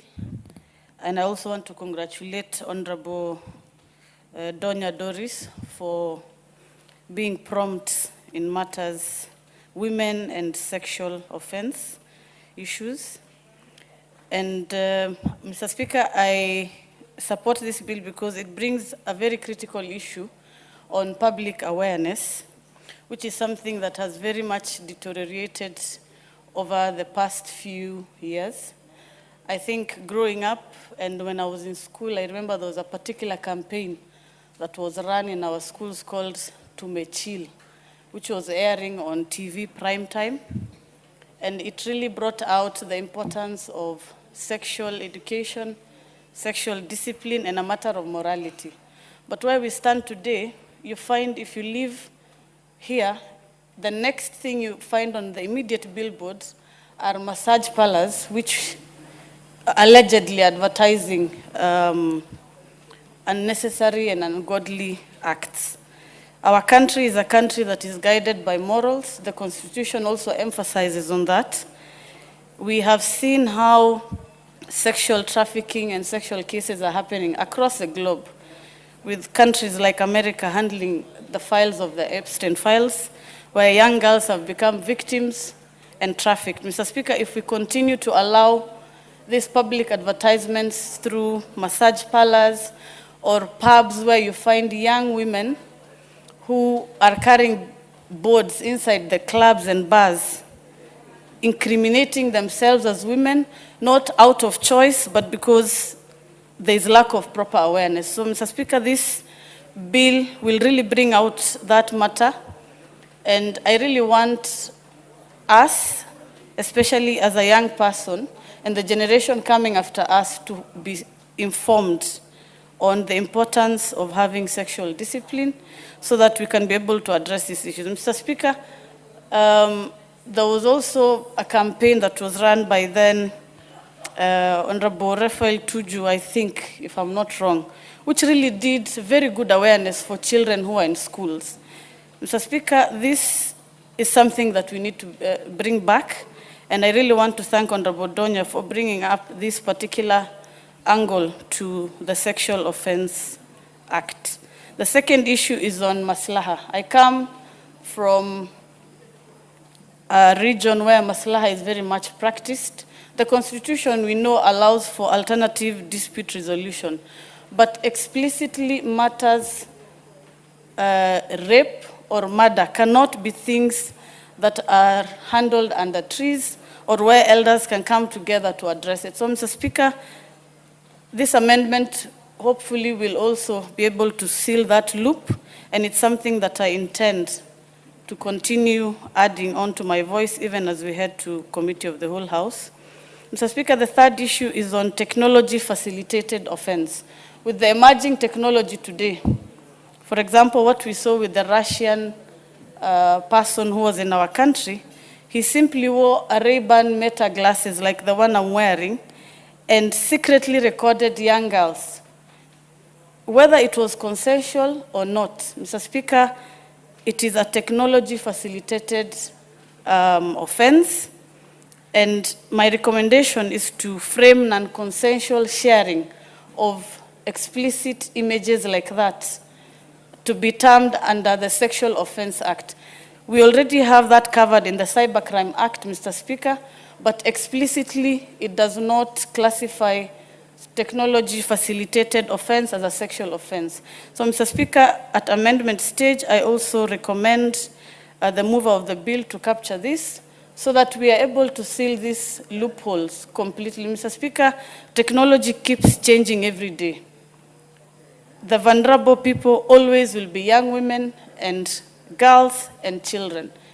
Part of the awareness should be that we promote both sexual education, morality as a country, sexual discipline, and protecting the rights of our girls. Mr. Speaker, the courts should also serve as a strong example. You find court cases dragging for more than 2 years, 3 years, which encourages more offenses and more injustices to be meted on young girls. Mr. Speaker, the courts must make their pronouncements on matters sexual acts and sexual offenses. Any person who is presented in court for raping, assaulting, or defiling young girls should not be let go on bond, because this then shows that the courts are weak. you find the same person who's been released on bond going back to the community and assaulting another young girl. So, Mr. Speaker, we need to add a clause to this Sexual Amendment Act that there is a certain duration of time where somebody who's been presented in court, the case should be concluded in not less than a year. That way, it will serve an example that we do not joke as a country about sexual offense or anything that violates the rights of our children and our country, Kenya. Thank you, Mr. Speaker. And I want to really congratulate Honorable Donya, and I will submit my recommendations to her to be able to add on to the bill. Thank you. Well said. But I hope, Honorable Muhera, I hope you know that you can also do amendments yourself. You can actually file amendments to this bill yourself. Yeah, that's the right thing to do. Before I give it to member for Kibwezi West, in the public gallery are students from Kamuwongo Secondary School. Kamuwongo Secondary School is in Mwingi North constituency in Kitui County. They are here to follow our proceedings this morning and to visit Parliament, and we welcome them to the Hollow House of Parliament. There's the member from Mwingi North. You got 1 minute, if you must. Thank you, Mr. Speaker, sir, for giving me this opportunity to welcome students from Kamuwongo Secondary School in Mwingi North constituency. I want to welcome them to this Parliament, the August House, just encouraging them that it is a step in the right direction. It reminds me of those years when I was their age, when I used to come and sit where they are seated and watch the likes of Martin Shikuku debate. Little did I know that one day I will be the Member of Parliament for Mwingi North. So I want to tell them that I also wish them well, that at some point in their life, they could find themselves in this house. So welcome and feel indeed in the right place. Thank you, Mr. Speaker, sir. The Honorable Jessica, I'm informed that you actually had convened on this particular motion, a bill last time, and when you started the House today, you're not in, so you lost your 8 minutes. Approach the chair. Approach the chair, please. And as she does that, we'll have the member from Mwingi West contributing. Approach the chair. As she does so, let's have the member from Mwingi West contributing. Oh, thank you, Mr. Speaker, for this opportunity. From the onset, let me thank Doreen, the Kisii County MP, for bringing up this bill at a time when you witnessed over the weekend the Russian scandal. I can call it scandal because exposing the women, it's a very insensitive matter when it comes to that issue, Mr. Speaker. Mr. Speaker, this bill is seeking to align it with a new constitution of the Republic of Kenya we got in 2010 by including the role of Cabinet Secretary in creating awareness of sexual offenses. Mr. Speaker, we note with concern that we have got so many sexual offenses bills which have been introduced in this Parliament, starting with the one which was introduced by Njoki Ndung'u. But the implementation of the penalties in that bill has really been lacking and also not given too much attention to offenders, Mr. Speaker. Mr. Speaker, this bill, if implemented properly and all the stakeholders place their role they are supposed to do, it is going to reduce the number of unwanted pregnancies in our women. Secondly, it is going to reduce, or rather to camp significantly, issues of teenage pregnancies, which we have recently witnessed in Kenya, and the cases are actually arising. I like the fact that it has talked about sexually transmitted diseases. I recall last year when I was reading a section somewhere, a newspaper, there's a lady who was actually she was bragging about, or rather, she was very proud, exposing the list of the number of male partner she has infected with HIV. And this was out of order completely, Mr. Speaker. By implementing this, we are going to curb the issues of sexually transmitted diseases. And also, we need to actually institute severe penalties of the perpetrators, of people who expose others to sexually transmitted diseases knowingly, Mr. Speaker. Mr. Speaker, the bill is also going to curb immorality. Prostitution is not, it's a criminal offense in Kenya. Actually, it is criminalized. And most of the time, these prostitutes, when they go,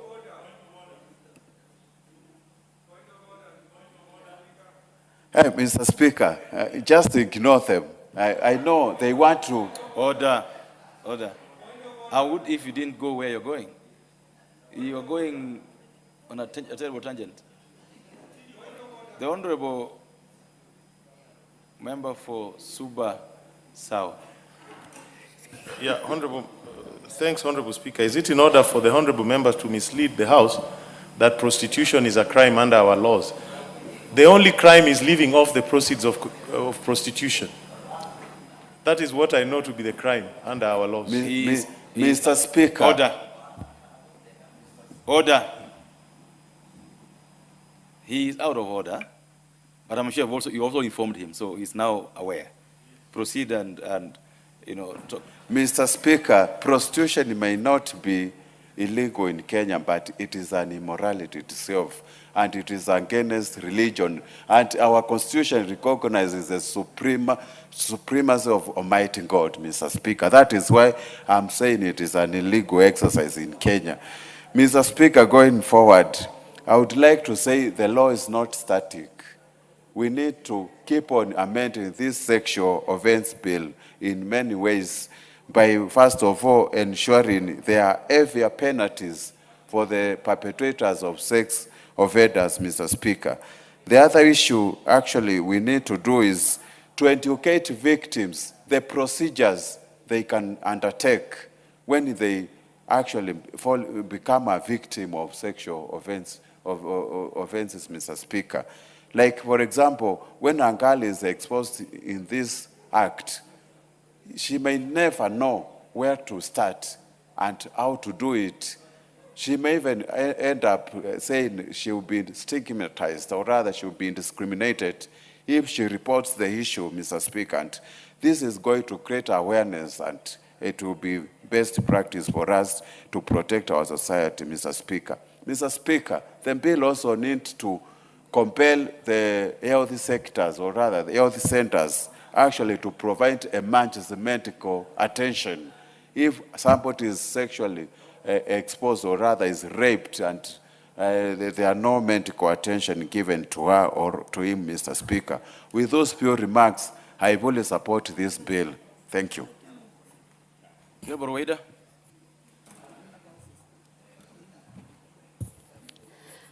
Asante Bwana Spika kunipatia nafasi nami kuchangia kwa sheria ya makosa ya kijinsia. Nashukuru mwanzo Mheshimiwa Doris Donya kwa kuleta mswada huu wa muhimu, wa sheria hii ya muhimu. Kwa hakika kuna watu wanapata shida, wananajisiwa au mambo mengi yanatokea, lakini hawajui sheria, hawajui haki zao. So sheria hii itaongeza ufahamu ya makosa ya kijinsia, ili watu wafahamu haya makosa ya kijinsia makosa gani. Sengine mtu mwanaume anaweza kukwambia mwanamke kitu kwa mdomo tu, lakini ikawa ni makosa ya kijinsia, lakini we hujui, unanyamaza, unavumilia. So ni vizuri watu wote, watoto, wanaume, wanawake wote wajue yale makosa ya kijinsia. Na tuseme haya makosa ya kijinsia yanatokea kwa wanawake peke yake, la, hata kwa wanaume yanatokea. Kwa hivyo sheria hii itamtunza kila mtu. Haimaanishi hii sheria ni ya wanawake. Makosa ya kijinsia ambayo nitayataja kidogo ni haya: ubakaji, picha za haramu, mashambulio pia. ubakaji unatokea na watu wanaficha. So watoto wa siku hizi wakijua sheria zao wao wenyewe, hata mzazi akificha, wanafunzi wakifundishwa kwa shule wajue haki yao. Hata mzazi akitaka kufanya hiyo maslahi, mtoto mwenyewe hatakubali. So mimi napongeza zaidi mheshimiwa, kwa sababu ataokoa jamii. Hii sheria itaokoa jamii. Kuna mambo yanatokea mbalimbali. Hata kwa sisi viongozi wanawake, kuna mambo mengi tunaambiwa, sisi tunavumilia, tukiona itaharibu, itafanya hivi, lakini huwa ni makosa. Nchi zingine ukienda ukimpata msichana pengine ako kwa reception, kuanza mambo yako, hiyo unashtakiwa kwamba wewe umemkosea. Sio hapa paka ifanywe kitendo ndio tumkosee, uwe umekosea. Ile kutamka tu huwa umekosea. So ni vizuri hii awareness watu kujua iende paka kwa shule. Ianze kwanza paka shule za chekechea. Ianze huko, msichana ajue au mvulana ajue kwamba haya ni makosa. Na tena wazunguke Kenya nzima. Iwe na kitengo pale ya kusema hii sheria, maana sheria ikiundwa ni ya Kenya nzima. Isiwe tu ni hapa pa town wanafanya awareness au wanaitana kwa mahoteli. Iwe wanaenda wodi kila wodi au eneo bunge kila eneo bunge, ili watu wajue haya. Kwa sababu sahihi, Bwana Spika, inakani kwa mbunge au kwa women rep. Na ukumbuke sisi pia tunatafuta kura. Ukienda ukizungumza ushae kama adui. So itabidi hii ifanywe program, kama itaanza kwa machifu au itaanza kwa nyumba 10 au itaanza vipi, isiwe kwa maboardroom. Iwe itafikia wananchi. Kwa sababu saa nyingine mzazi anaweza mzazi akasema kwamba mimi kwa sababu ya hii aibu acha nifiche hii. Kwa sababu kwa mfano mimba za mapema. Kule kwetu ikitokea mimba ya mapema, mtu anaona hii ni aibu. Sasa katika aibu hii wanataka kuificha. Sasa katika kule kuficha ndo anaendeleza makosa. So kutoka kwa walimu, kwa jamii yote, community yote, ili ijue haya ni makosa na makosa yatafuatiliziwa vipi. Pia ziwekwe mbinu, manake haya ni maoni mazuri, lakini maoni lazima kuwe na mbinu kisha ya kufuatilizia. Kuna sehemu huwa hazina polisi karibu, huwa hazina wasaidizi karibu. Hasa zile sehemu hata mtu akajua haki yake, kufuatilizia kupata haki yake inakuwa shida, ndio ubidi anyamaze, aone afadhali nifiche kwa sababu itanigharimu pesa nyingi. Kuna wakati inafika msichana pengine amenajisiwa, lakini haraka ataosha, hajui kuhifadhi zile. Na ukifika kotini ni kweli amenajisiwa, lakini judge ataamua kwamba hakuna ushahidi, kwa sababu ushahidi mzazi yeye mwenyewe kwa alificha, aliharibu. Kwa hivyo sisi kama kule Lamu nilijenga nyumba za hifadhi. Hizo nyumba za hifadhi ziwezeshwe ili ziwafikie mashinani watu, kuambia yatakana ukinajisiwa ifanywe hivi, ifanywe hivi, ifanywe hivi. Kama vile sisi tunavyokwenda mbio tukiomba kura na kujitangaza. Na haya mambo lazima yawe kwenye board, ziwekwe kwa ma TV, ziwekwe program za kuhamasisha watu kwa maredio, ili sote tuchukue jukumu, kila mtu kwa upande wake ahamasishe. Inaweza kuwa hii sheria pengine bado hata sasa hivi tunaweza sisi kama haya leo mazungumzo inaonekana sehemu nyingi, hii ni mwanzo ishaanza kuonesha kwamba sisi tunaongeza ule ufahamu wa makosa ya jinsia. So sheria ikiendelea na huku sisi pia tuendelee. Na pengine sengine unaona pahali uko, either ni mwanafunzi shuleni au ni sehemu za kazi, utaona pengine kiongozi yuko pale, atatumia ile nafasi yake kuendeleza haya makosa.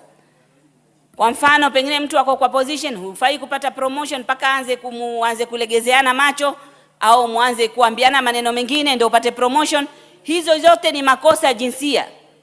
Inafaa kama kuna mwajiri anafanya vituko kama hivyo ashtakiwe, na tuone mtu amefungwa kwa sababu hiyo, na kufungwa kwake ni sheria kuwekewa mkazo, kwa sababu wale majaji wanatumia hizi sheria.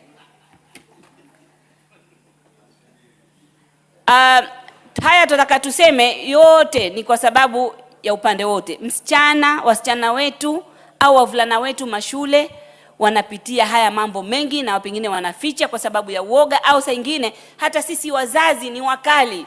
Mtu akija kuambia mimi nimefanywa hivi, wewe unaanza kuwa mkali mpaka mtoto anaogopa kukwambia. So anadhalilishwa hata pengine na mtu wake wa nyumbani, mjombake au mtu wa karibu, kwa sababu saa nyingine tuna ile tabia ya kusema mheshimu huyu. Tunafundisha watoto mheshimu huyu, mheshimu huyu. Anaheshimu mpaka anaguswa mwili wake na yeye bado anaendelea kuheshimu.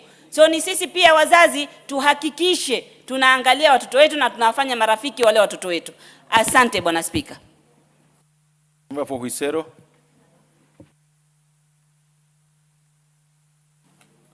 Thank you, Speaker.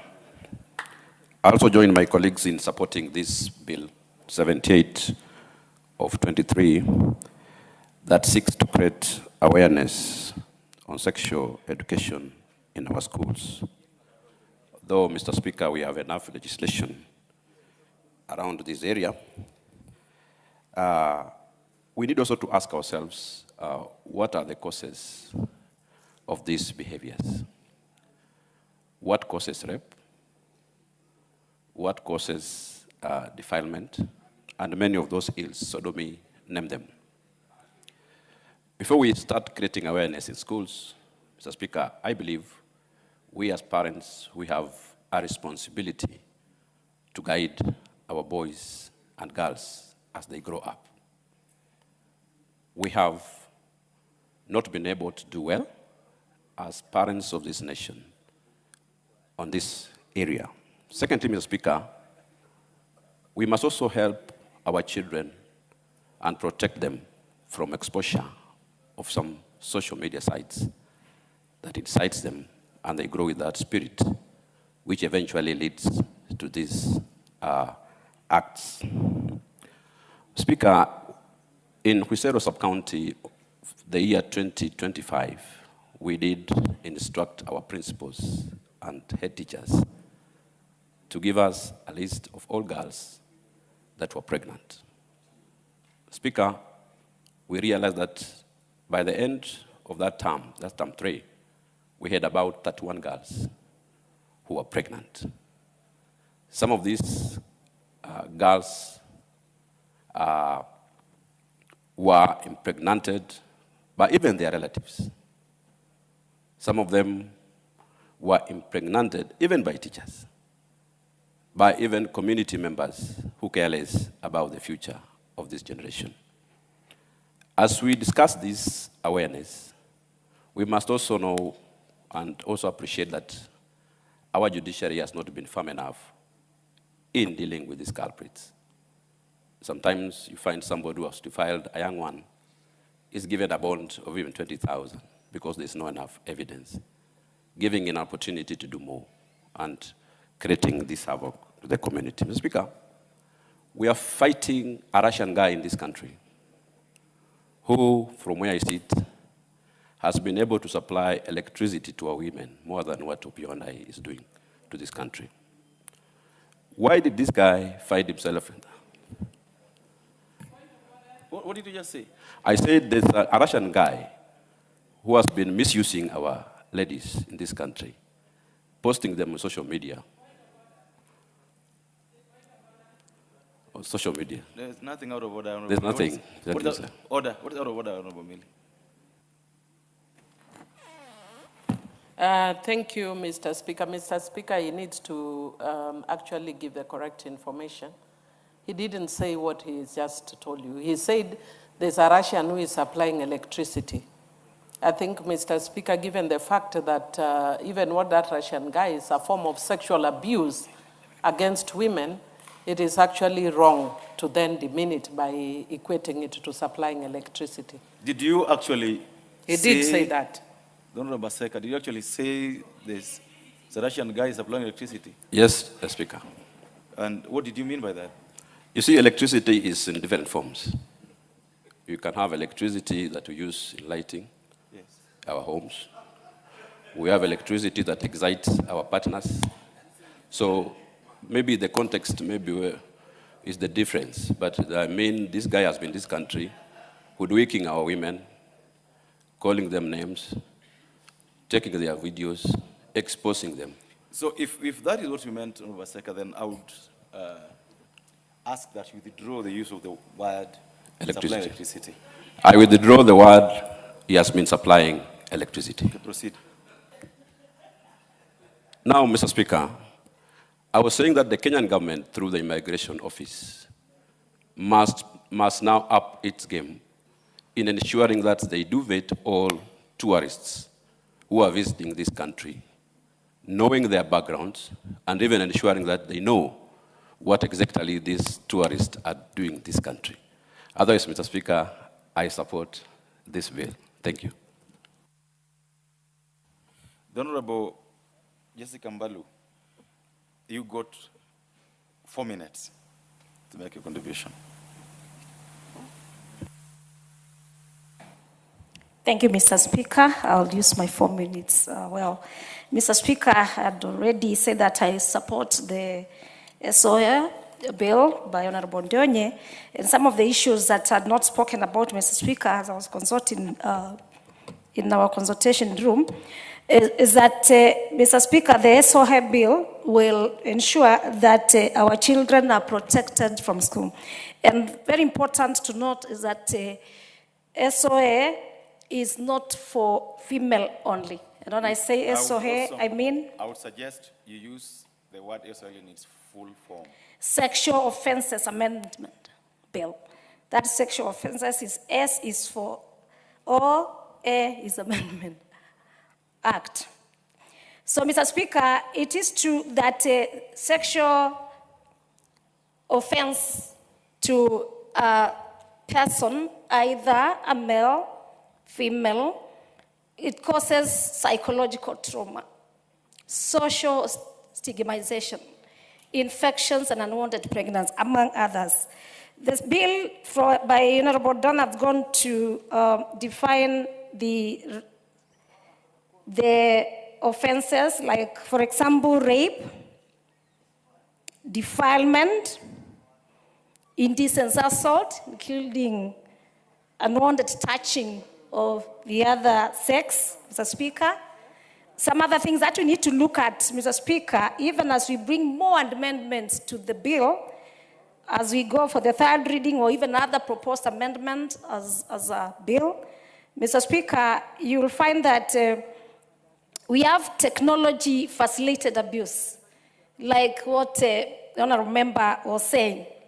We need to also incorporate the bill to the schools, and this was brought very well by Honorable Karori Omondi, who has a bill that is almost before the House, trying to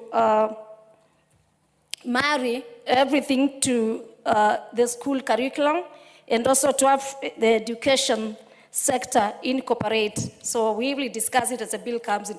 Mr. Speaker, very important, the bill is seeking not to allow out-of-court settlement. We have seen areas and parents and relatives going to settle out of court, and this is not going to cure the stigma in the affected or the survivors, Mr. Speaker. Mr. Speaker is also seeking to put high penalties to the offenders, Mr. Speaker, so that at least we can reduce or we can make sure that the offense is stopped. It reminds me of my bill in the last parliament, Mr. Speaker, which we need to revisit on the GBV one-stop center. A one-stop center where a victim will find a counselor, will find a doctor, will find some legal assistant, and even a place to hide to avoid more harassment, and also to get immediate treatment, yes, to ensure that the survivor can be taken care of. So I'm going to follow up on the bill, the GBV one stop center, so that we can have all our, the victims being taken care of immediately, Mr. Speaker. Mr. Speaker, I am on record. Also, we need to look at other issues like the age. I have a police post in Mtito one day, Mr. Speaker, when I went to visit the inmates. I found a very young boy, very young, and the explanation by the... Please wind up. Thank you very much, Mr. Speaker. The young boy who was 18 had sex with a small girl. So the boy was picked and the girl was left. So, Mr. Speaker, it's also good as we do our amendments, we look at some those areas as we bring forth so that we can have a bill that is inclusive. I thank you, Mr. Speaker. Then, Wamili, I hope you can make your point in 3 minutes, because we have to wind up this. Go ahead. Thank you, Mr. Speaker. Mr. Speaker, I'll try to make my points within those few minutes, but I request that you make it 5. Mr. Speaker, I'm very happy that we are looking at the issue of a sexual offences bill amendment, and I want to thank Honorable Donya for bringing this bill. Mr. Speaker, I was actually the author and architect of this bill. When I was in civil society, I wasn't in parliament at that time, and Honorable Njoki Ndung'u then sponsored it in parliament, and I want to thank her for the excellent work she did. Mr. Speaker, after many years since the passing of the Sexual Offences Act, it is evident that there are many teething problems, and Mr. Speaker, because where the rubber meets the road is when you actually then see where the challenges are. And there are many, many issues that have been highlighted, that have been noted in the implementation of the Sexual Offences Act that actually calls for a comprehensive review. And I know that there is a task force that is working on a comprehensive review, and I know that the bill will come with a more comprehensive review. But I want to thank Honorable Donya that even as we are waiting for that, she has brought this piecemeal amendment. Some people were opposing it. I don't think there is a problem, because even if you bring piecemeal amendments, it will still deal with some of the issues that we are confronting. One of them is the issue of awareness that has been epitomized by the comments by Honorable Aseka, that even within this house, we need awareness on issues of sexual offenses, because sometimes we end up even victimizing the victims, Mr. Speaker. That in the case of the Russian guy who has actually victimized women, really the people who should, the person who is a victim, yeah, the women, not the Russian guy. The Russian guy is a criminal. And yet, if you actually see the way people are talking, they're actually celebrating him. I don't understand why, because sex is not a crime between adults. It may be an issue of morality. It just may show that we have moral decay in this country, and perhaps it's something that we may be challenging our religious institutions, why they are not effective in ensuring that we are not facing moral decay. But it is not a crime. So what is a crime is that if you have sex in private with a fellow adult, that you go out and share that, that should be a crime. And therefore, Mr. Speaker, somebody has mentioned the issue of technology-facilitated sexual abuse, affecting especially young people, but also affecting adults, as we have seen in this case. We must amend the law to provide for technology-facilitated sexual abuse.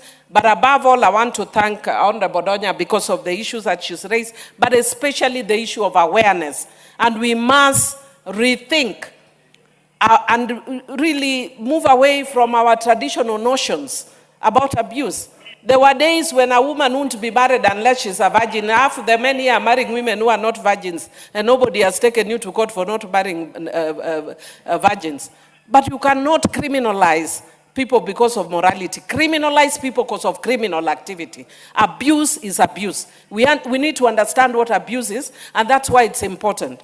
But we also need to create awareness with our young people, so that they do not find themselves in situations where they may end up getting harmed. For instance, I keep hearing people talking about the way people dress and all that. It is not a crime to wear a short dress, but we need to inform our girls that there are people with the terrible minds, that when they see legs, they think it's an entitlement to abuse girls. So we need to also get our girls to be safe. and to take the first responsibility for their own security. The reason why I actually pushed for the Sexual Offences Act even then is because I worked at the Cradle. And when we founded the Cradle, it was support children who are in conflict with the law. But the cases that ended up coming to us were children who were sexually abused. And Mr. Speaker, some of them were cases which could be avoided if we had given better awareness both to our children and to the community in general. Because my time is up, I wish to support and congratulate Honorable Donya. Thank you. Done. Honorable Donya, you have the chance to reply. Thank you, Mr. Speaker. I would like, before I make my final submission, to give Honorable Dorothy 3 minutes and Nzengu 3 minutes. So we start. So I can give Melly 2 minutes. I think that will be enough. Then I thought it was 15, mine. Donya, you know you have 10 minutes. So if you I can give Dorothy 2 minutes. 2 minutes. Okay, go ahead. And let's make it 2 minutes, please.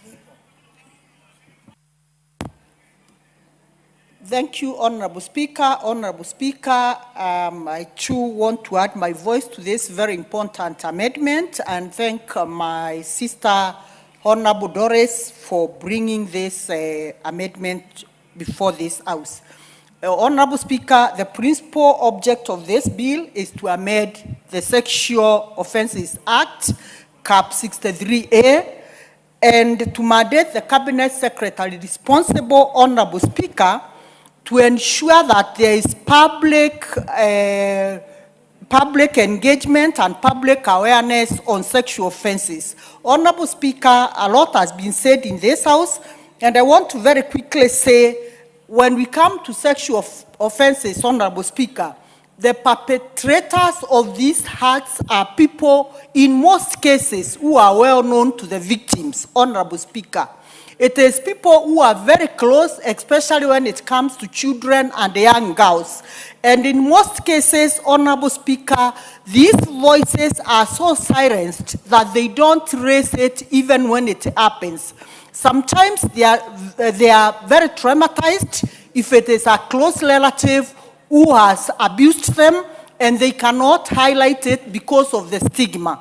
Honorable Speaker, also, we have lost our girls through femicide, Honorable Speaker, because they end up in hands of people who are well known to them, and then they end up being killed, losing of life. So these particular offenses have impacted so negatively in our communities, Honorable Speaker, and it is the high time that we stand in the gap and do something. Thank you, Honorable Donya, for bringing this amendment before the floor of the House. Thank you, Honorable Speaker. Zengu. Honorable Speaker, thank you very much for giving me this opportunity once again to contribute to these amendments. And I want to thank my sister, Honorable Donya, for donating that 2 minutes to me. I just, from the onset, rise to support the amendment, and particularly the fact that Honorable Member is proposing to amend the law to allow or to compel the Cabinet Secretary in charge of legal affairs to do promotion and awareness creation. So, because I think a lot of people may not understand what it means by sexual offenses.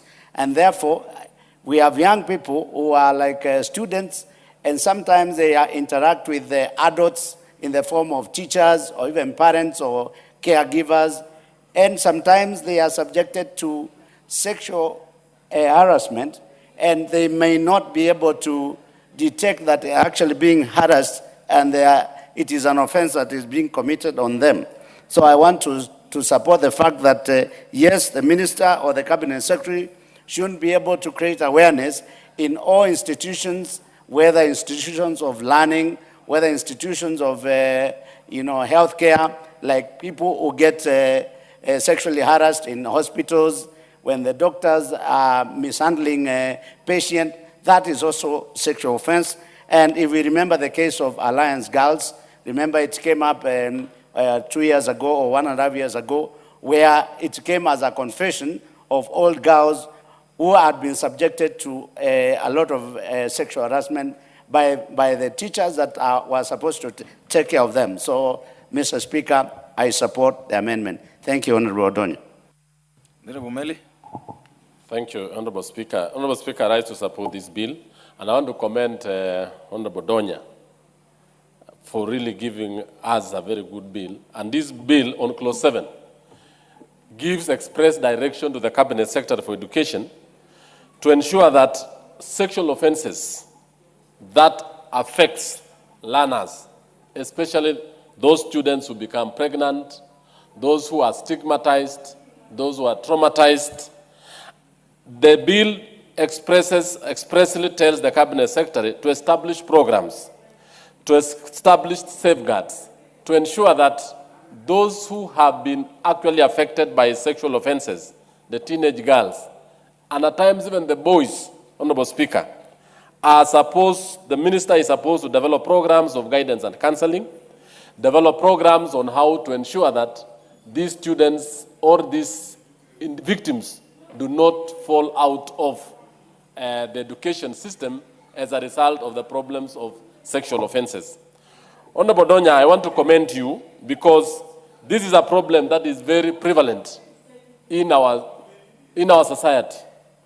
Sexual offenders are known individuals within communities, and they affect children.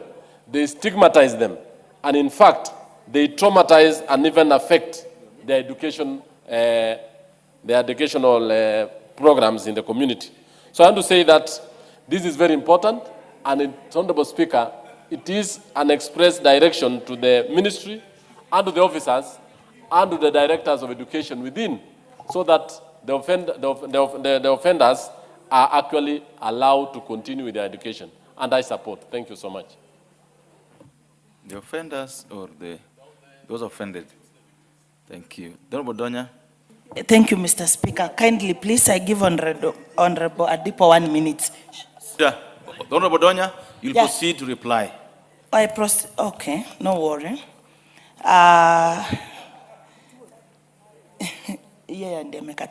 Honorable Speaker, I would like to take this opportunity to appreciate the honorable members for their insightful contributions, ranging from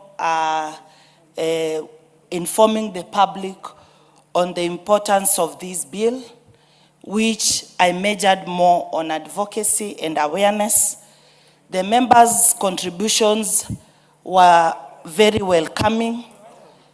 They noted, Mr. Speaker, that we should not encourage arbitration matters when it comes to sexual offenses, that we should not make things look nice when they are not nice, Mr. Speaker, like becoming soft on saying that we should not have sex education, while we know well, Mr. Speaker, sex is very important.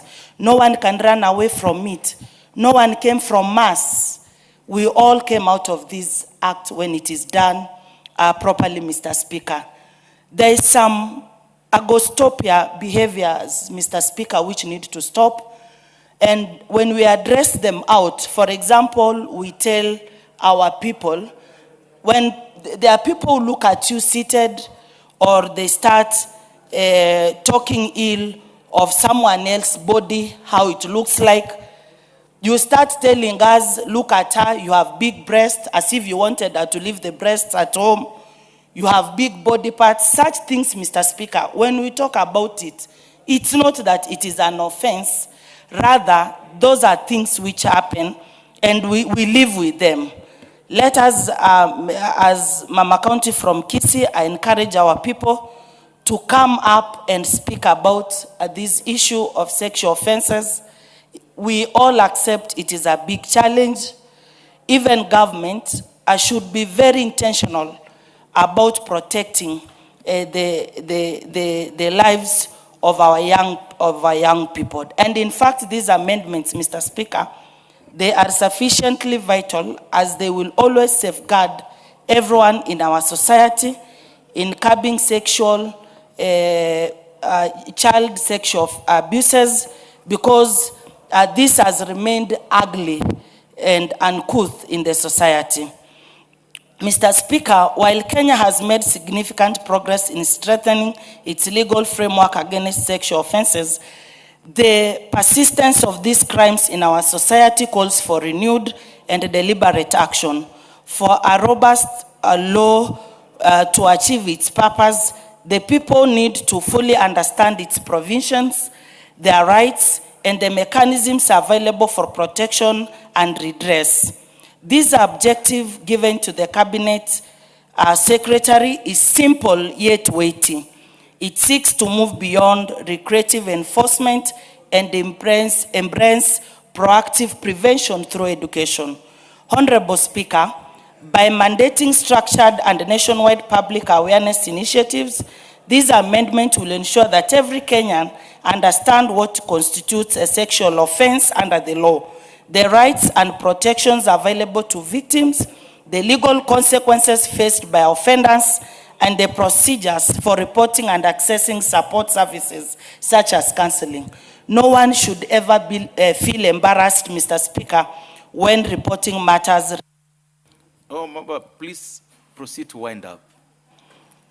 Honorable Speaker, it is important to note that whereas the bill mandates the Cabinet Secretary responsible for legal affairs in consultation with the Cabinet Secretary responsible for education to establish programs to safeguard, protect, and promote the right to education of victims sexual offenses, it is the Ministry of Education that is responsible for making and implementing policies on the right to education, including programs to protect and promote the right to education of victims of sexual offenses. Therefore, this proposal may be amended to excessively leave these functions to the Cabinet Secretary in the Ministry of Education to be responsible.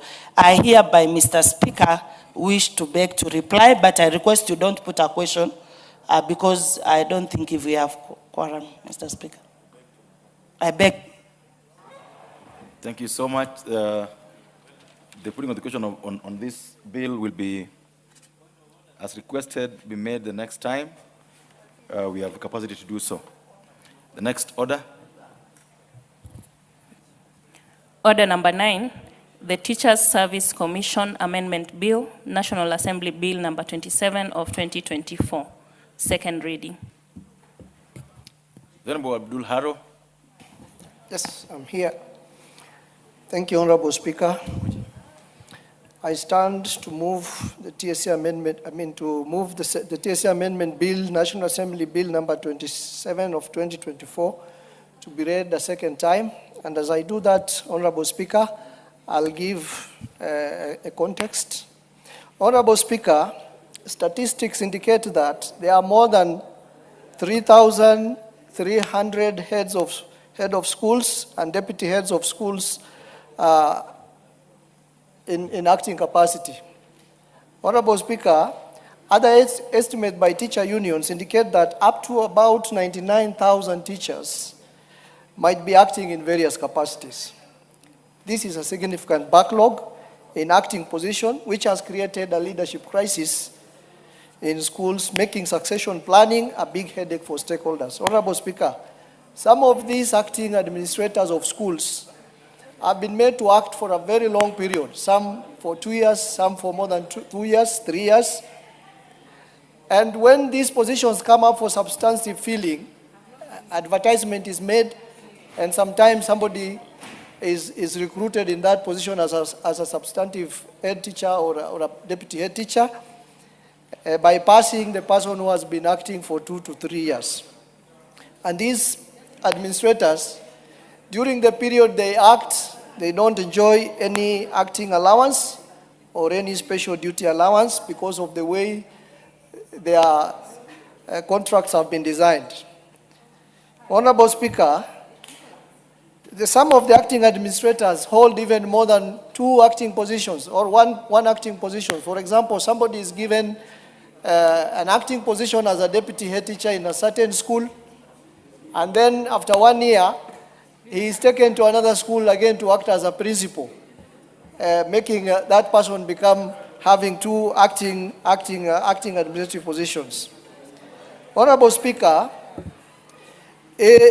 these prolonged acting appointments without compensation erode motivation, it discourages retention, and weakens succession planning in schools and schools leadership. It is as a result of this that this bill seeks to formalize and entrench fairness in acting appointments to be made in a structured manner, and streamline allowances that go with it. Honorable Speaker, the bill defines the period of acting to be between 1 month to 6 months, after which the acting administrator, after which the position could be filled substantially, either by the acting administrator or whatever mechanisms that picks on somebody else. The bill also provides for the qualification and remuneration for the appointment in acting capacity. Honorable Speaker, the bill also prohibits appointments in more than one position.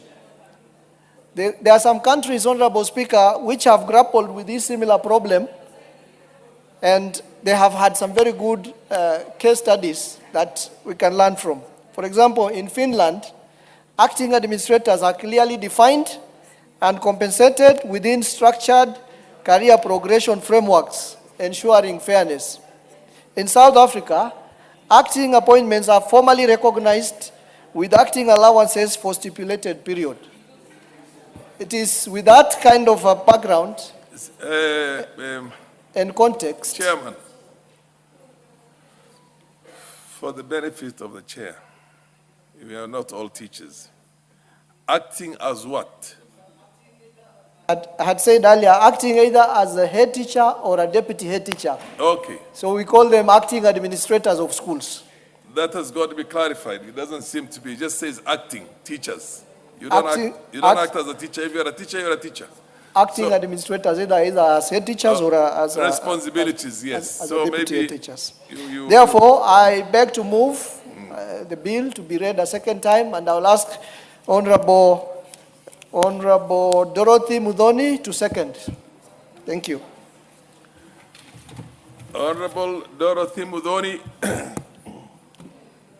Thank you, Honorable Speaker. Honorable Speaker, it is important, Honorable Speaker, for this House and for those listening to know that the Teacher Service Commission is an independent commission established under Article 2.7 of the Constitution of Kenya. And the Teacher Service Commission has a clear mandate on what they are supposed to do. One, teacher management, registering teachers, recruiting teachers, promoting teachers, transferring teachers, disciplining, and even terminating the services of those teachers. Honorable Speaker, it is against this background that this particular amendment of the Teacher Service Commission, Bill number 27 of 2024, is very crucial and important for us as registrators. Honorable Speaker, I want to laud the MP for Mandera, Honorable Arrow, for bringing this amendment before the floor of the House. Honorable Speaker, of importance, Honorable Speaker, and what this bill is seeking to amend, it is to bring to a stop to fair administrative practices by the Teacher Service Commission, Honorable Speaker. Honorable Speaker, protection of teachers serving in acting capacity and protection of teachers in general, Honorable Speaker, it is the responsibility and the mandate of the Teacher Service Commission. Therefore, Honorable Speaker, I want to say, as the mover has just indicated, we have practices where in our schools, administrators, principals of our schools, head teachers, deputy head teachers, and senior teachers, they have been subjected to a lot of anxiety, torture, and torment, Honorable Speaker, when they are given responsibility and they are told to act. And in the acting capacity, they are responsible for the day-to-day running of those institutions. But, Honorable Speaker, they keep waiting, agonizing, without knowing their fate, when it takes up to 2 years, 1 year, 6 months in acting capacity. Therefore, Honorable Speaker, this bill is seeking to have a clear direction on how long a teacher or a principal or a head teacher should act before being confirmed. And, Honorable Speaker, this bill provides a statutory framework governing acting appointments. And the proposal that is indicated herein, the duration, which should not exceed 6 months. And, Honorable Speaker, what we are saying, in these 6 months when that head teacher or principal is acting, they should be paid acting allowances, yes. Honorable Speaker, because they are fitting in that position and they do it on a daily basis, and this acting allowance should not be at the discretion of the commission. It is something that should be documented so that we safeguard the teachers of this country from exploitation from the person who is supposed to safeguard them, that is the employer. Honorable Speaker, number 2, we have enhancement in this bill of accountability and transparency by requiring consultations with the Salaries and Remuneration Commission. And when I say these consultations, Honorable Speaker, I have been a unionist. I am in this space, Honorable Speaker, to protect the workers of this country. And, Honorable Speaker, we are saying workers should not be exploited at any one time, Honorable Speaker. And this is the more reason that this bill is seeking to ensure that if the allowances to be paid to teachers, if the allowances to be paid to administrators, they should be properly negotiated in consultation with the people who are mandated to talk and represent teachers in this space, especially the unions, Honorable Speaker. Honorable Speaker, and this standardization of remuneration structures, Honorable Speaker, the bill is consolidating various allowances such as housing allowance, hardship allowance, commuter allowance, responsibility allowances, transfer and special duty allowances into a legal framework. Honorable Speaker, we have seen incidents whereby teachers sometimes are subjected to transfers, yet the employer does not even care to know how that teacher moves from station A to station B. Honorable Speaker, this bill is seeking for a clear framework which will enable the employer to make sure that once a head or an administrator or any other teacher is transferred to station B, it is the responsibility of the employer to ensure that arrangements are in place, proper remuneration is documented so that these teachers can be paid that allowance before moving to the next session. Honorable Speaker, we are also talking about improvement of the teachers' moral and service delivery. Honorable Speaker, it should be predictable. Teachers should not work like they are not certain of their tomorrow. It is the responsibility of the Commission, Honorable Speaker, and this is what this bill is seeking to address, that teachers should work in a way that every time they are very certain of the future. And, Honorable Speaker, I want to state, if there is a field where structures should be proper, because, Honorable Speaker, education in this country is what will carry this country to the one level to the other. And Honorable Speaker, when we talk about teachers being taken care of, administrators, it is because we mind about the future of this country. Because, Honorable Speaker, if we don't invest in human resource as a country, then we get it wrong. And the only way we can invest in human resource, Honorable Speaker, it is by ensuring that we have teachers who are well motivated, teachers who are well taken care of, and teachers who will always protect the interest of the children and the interest of this country. Honorable Speaker, as I wind up, I want to say this bill is also seeking alignment with the constitutional values. Honorable Speaker, the proposed amendments uphold Article 41, once again, of our Constitution, where fair labor practices, and reinforcing the Constitution mandate of the Teachers Service Commission, Article 237. Honorable Speaker, I want to say teachers are not seeking a favor for us to amend this Constitution. It is the right of the registrators in this House to support this bill so that, Honorable Speaker, as the teachers sit in the space of providing quality education to this country, they are not treated unfairly. Therefore, Honorable Speaker, I seek the indulgence of this House. Let us all stand up and support this motion to support the teachers of this nation. Thank you, Honorable Speaker, and I beg to second.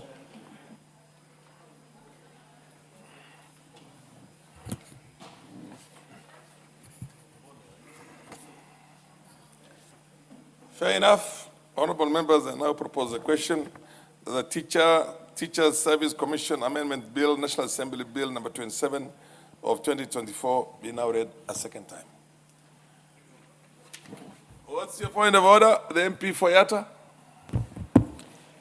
Thank you, Speaker. I'm raising on a point of order, standing order 97, regarding the limitation of debate. When you look at the mood of the House, many members want to contribute to this particular bill. So I'm requesting if we could reduce or limit debate to 5 minutes to allow members to contribute. Thank you. Fair enough. You want the debating the time allotted for every member to be 5 minutes instead of 10 minutes? Any other member who is willing to weigh in on that? Yes? Yes, Captain Makilap. Are you supporting or you're opposing? You support? Yes. Fair enough. Anybody else who wants to weigh in on that? Yes, Honorable MP for Luanda. Thank you, Speaker. I actually want to support the same because this bill is very weighty and important for us. So, Speaker, 5 minutes would be adequate. Thank you. Fair enough. I presume that, yes, Dr. Gogo? Before I put the question, yeah. Thank you, Honorable Speaker. I also want to support. Fair enough. Perfect. Thank you. Thank you. Honorable members, I now put the question. The debate on this for members be limited to 5 minutes instead of 10 minutes. As many of the opinion say aye. Aye. As many of the contrary opinion say nay. The ayes have it. The ayes have it. Makilap.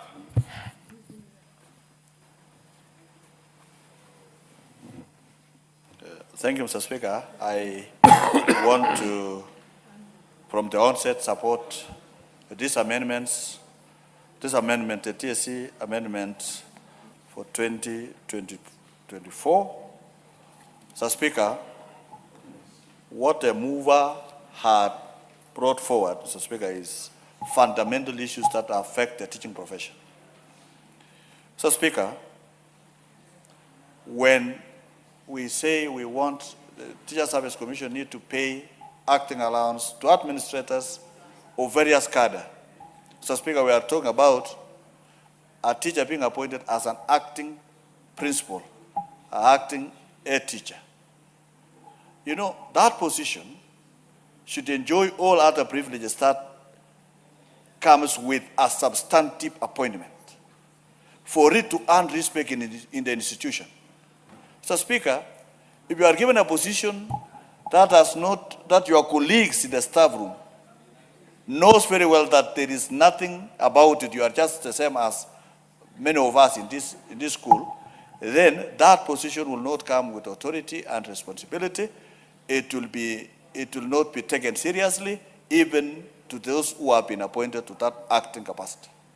So, Speaker, and this is why we are saying, if just like in any other institutions or authorities, the circles of government, if you are appointed as an acting person, then you need to enjoy all that privileges or allowances that comes with that responsibility that you have been bestowed upon.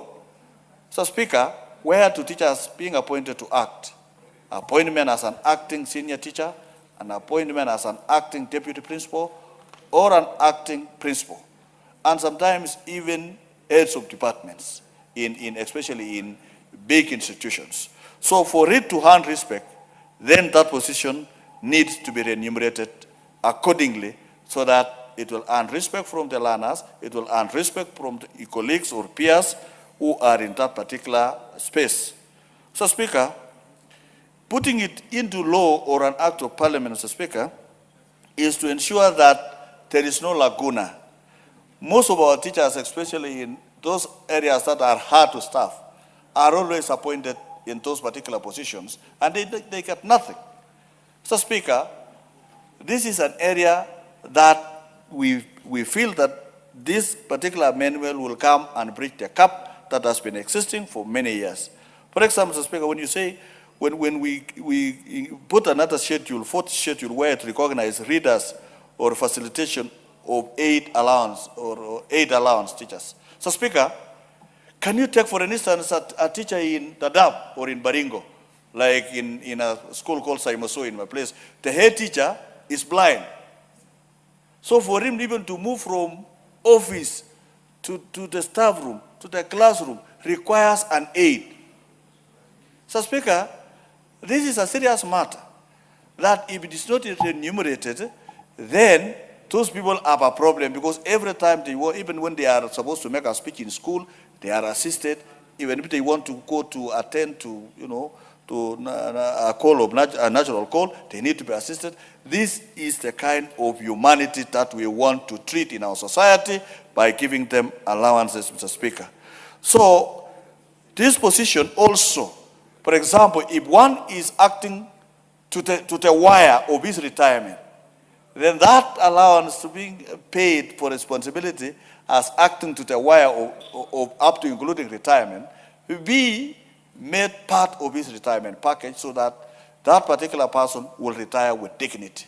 What we want to do here, this amendment is trying to dignify the teaching profession, to dignify the administrators in the teaching profession, so that they have honor within those particular institutions that they are actually learning, Mr. Speaker.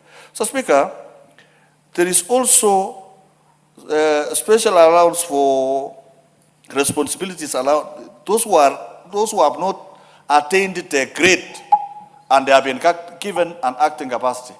Let us not allow a teacher to act beyond 6 months.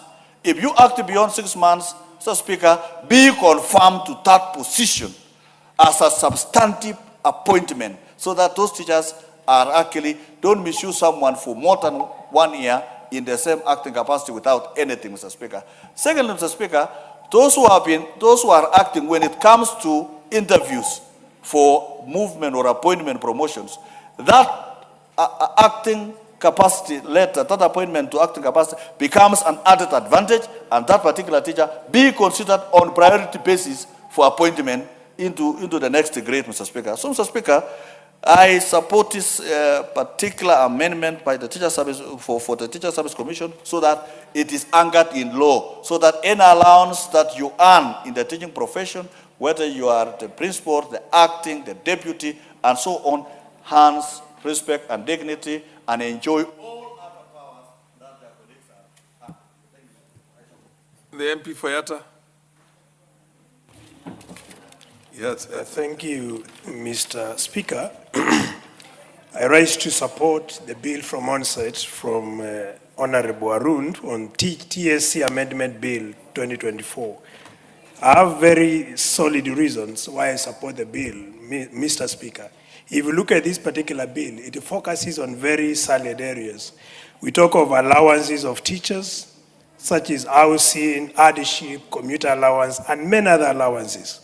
If you look at Nairobi, Mr. Speaker, Nairobi is very attractive to teachers because there are many allowances in Nairobi than in rural areas, Mr. Speaker. So this particular bill is so timely because it does streamline allowances, Mr. Speaker. When it comes to acting, Mr. Speaker, we have teachers who have acted in one position for so many months, Mr. Speaker. And it is unfortunate when you act. Mr. Speaker, I seek your attention. Yes, I'm saying there are many teachers who are acting in one position for so many months, Mr. Speaker. And you know, this demoralizes teachers. Imagine acting as a deputy for more than 1 year, and then someone else is appointed and takes over your position, Mr. Speaker. Therefore, this particular bill clarifies the period of acting between 1 month, maximum 6 months. If you do so or you exceed, through the bill, we propose TSC should actually appoint and confirm the particular teacher who is acting, Mr. Speaker. Therefore, Mr. Speaker, through the bill, there are many benefits that are going to be derived from the bill. And one of the benefits is going to motivate teachers. Because if you have been acting and you have been confirmed, it means you'll be motivated. And as a result, even output teaching is going to improve. Therefore, Mr. Speaker, I do see very important benefits coming from this particular bill, Mr. Speaker. Additionally, we talk of issues of predictability when it comes to service condition, Mr. Speaker, because you'll be aware of the allowances that you're going to receive as a teacher, Mr. Speaker, through the bill. And this is going to give some level of predictability. You'll be able to plan very well as a teacher, Mr. Speaker. And that's why, through the bill, we support the bill, because it's also going to promote better representation. Because teachers, when they are motivated, they are going to teach better, as opposed to when they are demoralized. Because if someone has acted for so long in one position, this particular teacher will have no reason to teach properly. And this is going to compromise the quality of teaching, Mr. Speaker. And in principle, you'll be able to see performance dwindling as opposed to performance improving. Because when teachers are demotivated, then the output or the outcome will be poor performance of learners, Mr. Speaker. Importantly, Mr. Speaker, through the bill, there will be strengthened governance and standards, because TSC will be properly guided on how to remunerate teachers on allowances, at the same time on issues with appointments. This is going to promote fairness, equity within teaching as a profession, as enshrined in Article 10 of the Constitution, Sub-Article 2B, which talks of equity and fairness in service delivery. Because through this particular bill, all these will be attained, and that's why we support the bill, Mr. Speaker. Importantly, when I look at this particular bill, it's also important to look at the drawbacks that are going to be realized through the bill. And I'm talking of budgetary implication. There'll be budgetary pressure, because remember, with the clarity on allowances, standardization on allowances, TSC will demand more budget. And that's why it's announced that appropriates budget for governance, for service delivery. We need to consider revising budget for TSC upward to be able to accommodate the amendment that we are proposing in this particular bill, Mr. Speaker. That's why when you look at the bill, the critics will talk of budget. And as a House, we need to take this into consideration so as we don't have a situation whereby TSC will push back the bill or raise an issue concerning how they are going to accommodate the new changes we are proposing. So with those few remarks, Mr. Speaker, I support the bill and seek to incorporate the amendments so that we make it watertight to have it become operational. Thank you, Mr. Speaker. Millie Odhiambo. Honorable Millie Odhiambo. Did you put in your name there just for the, or you seriously wanted to contribute? Of course, Mr. Speaker, I want to contribute, but So I then- can also consult my colleagues, especially on the issues that are of concern in regard to ODM party. Yes, Mr. Speaker. That's not on the order paper today. What we have on the order paper is the Teacher Service Yes, Commission. but we can always Proceed, we can have a Honorable Billy. preamble, Mr. Speaker. This is merely preamble. Many Kenyans are concerned about what is going on in ODM. But having said that, Mr. Speaker, I want to say that I want to support, and I'll be extremely brief on this, Mr. Speaker. Teachers are the first and primary nurturers of our children, and therefore we should treat them with a lot of dignity and a lot of decorum. Order, Honorable Makilap, Honorable Ndindi Nyoro. Mr. You Speaker, will consult in very low tones so that Honorable Midi can be heard. Proceed. Mr. Speaker, you know Honorable Ndindi Nyoro must be excited when I say there are issues in ODM party. But he should relax. Even when we have problems in ODM party, we will sort them out. So don't be that excited. They are merely temporary. Mr. Speaker, I just want to say that I support the amendment because it's fairly straightforward. Because the practice all over is that when somebody is in an acting capacity, they should actually benefit from the, they should actually be given the benefits of the substantive office holder. Mr. Speaker, it's actually, this is an issue that we should even have been dealing with administratively. And I know that sometimes because the bodies or agencies that are supposed to deal with don't then deal with these issues first. It forces us then as legislators to legislate, which sometimes as a good legislator, I find like we over-legislate. But we are forced to do that sometimes when people are not doing their mandate or performing their mandate. With those few remarks, I support. MP for Nandi Hills, followed by the MP for Luanda.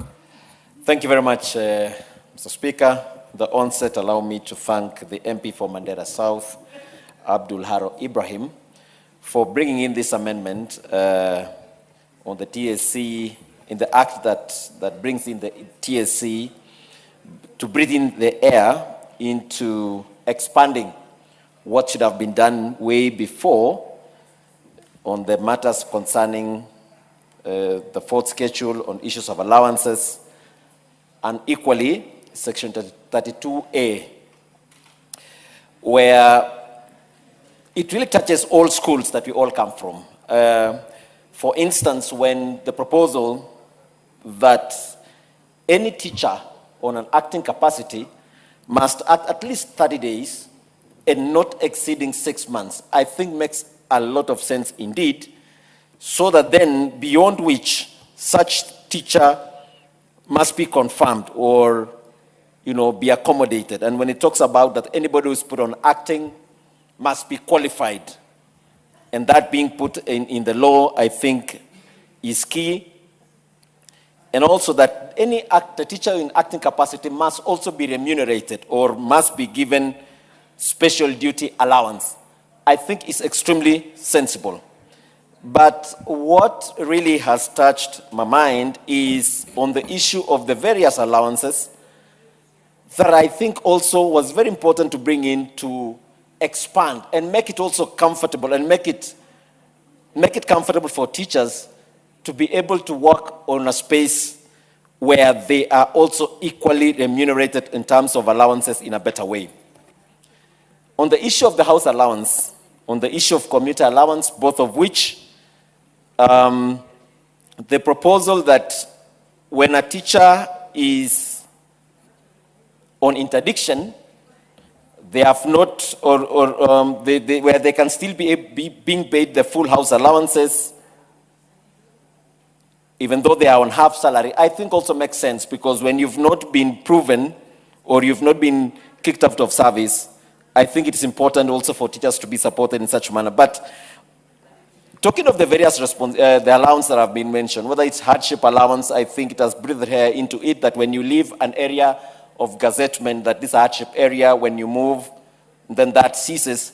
But of great interest to me, from the special duty allowance, responsibility allowance, special school allowance, readers facilitation and aid allowance, leave allowance, I'm keen on the transfer allowance, where the proposal that where there is a discretion of transfer of teachers from sub-county to another or inter-county transfer, that allowances be paid to such teachers. So my question is, what happens then to those sub-counties that are extremely so wide? Don't you think it would be reasonable also to consider that any form of a transfer, then, any transfer that happens, then those teachers must be given transfer allowance? Secondly, is even a situation where a teacher initiates on transfer, I think we should be able then to breathe in some air into it and say that it should not be only, say, in a period of 3 years or 2 years or even a year. If you make one transfer, then let us be considerate enough and give you some allowance to be able to move. Sometimes it's because of family issues and those challenges that makes a teacher to want to move from one place to the other, to be able to contribute in teaching, and contributing in the service of dispensing knowledge.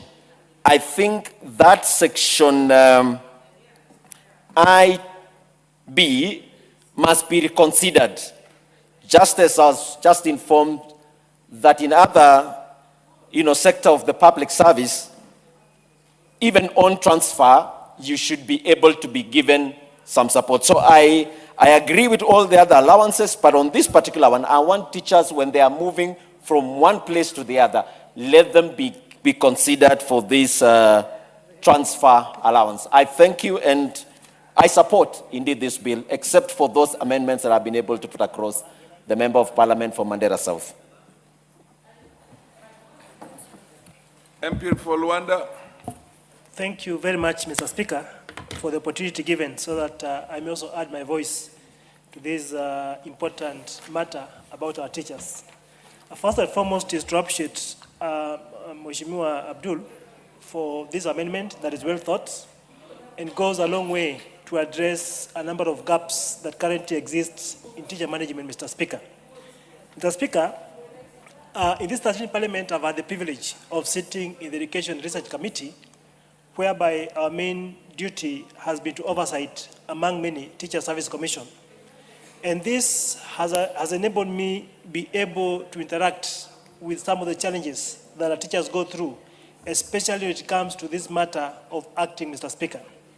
Mr. Speaker, for far too long, our teachers have actually suffered some kind, to some extent, been mismanaged in the sense that teachers have been acting for far too long, Mr. Speaker. It will be unfair, and it has been, Mr. Speaker, that teachers act for a position for 3-4 years in the same station, then somebody is brought to take over the leadership on the basis that this teacher was initially not qualified to be acting on that position, Mr. Speaker. And therefore, this has resulted to many of our teachers being frustrated and being motivated, because after having acted for 3 years, then somebody is brought in the same station saying that you are not qualified. The question therefore is, why were you first of all given the duty to act? And therefore, this bill brings in the issue of certainty, Mr. Speaker. And if Teacher Service Commission should therefore be able to give an opportunity to a teacher to act, and the bill says that a minimum of 1 month to 6 months, Mr. Speaker, this will actually go a long way in curbing or eradicating the issue of teacher acting for 1 year, 2 years or so, Mr. Speaker. So for that, Mr. Speaker, I support. The other issue, Mr. Speaker, is whereby a teacher is given an opportunity to act, and the employer comes and says, indeed, you are not qualified to be acting, and therefore will not be confirmed. The bill says, Mr. Speaker, that if a vacancy is available, let us give it to a teacher who's qualified so that this teacher can actually be confirmed. And that says that we should move on and pay the respective allowances, Mr. Speaker.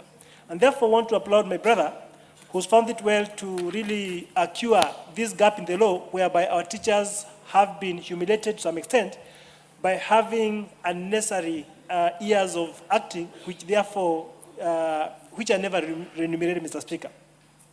Mr. Speaker, another important part of this bill is the bringing into action Schedule 4, which now catalogs a number of allowances, Mr. Speaker, that these teachers are supposed to enjoy, Mr. Speaker. To me, this brings the element of certainty and predictability, which improves the issue of governance. Because, Mr. Speaker, when you are told to act for this long, the issues of governance are compromised. But when you are assured that you will be paid for this acting, it will be for a specific time, Mr. Speaker, and therefore this teacher will actually be able to ensure that governance and accountability matters are actually taken off, are actually recognized, Mr. Speaker. A good example is the constituency I live, Mr. Speaker. Currently, as we speak, we have about 17 institutions which have got acting administrators. 17 is such a big number, Mr. Speaker. It brings in the issue of uncertainty. But if these teachers are confirmed, or we know that you will only be acting for a maximum of 1 year of 6 months, Mr. Speaker, it brings in the issue of accountability on the part of the teacher, and he or she knows, is well motivated, that he or she is equally qualified to be able to take up that specific opportunity when that encounters Mr. Speaker. Therefore, support and say that this is a bill that is in time, a bill that will go a long way to cure the gaps that we have. I support. Thank you.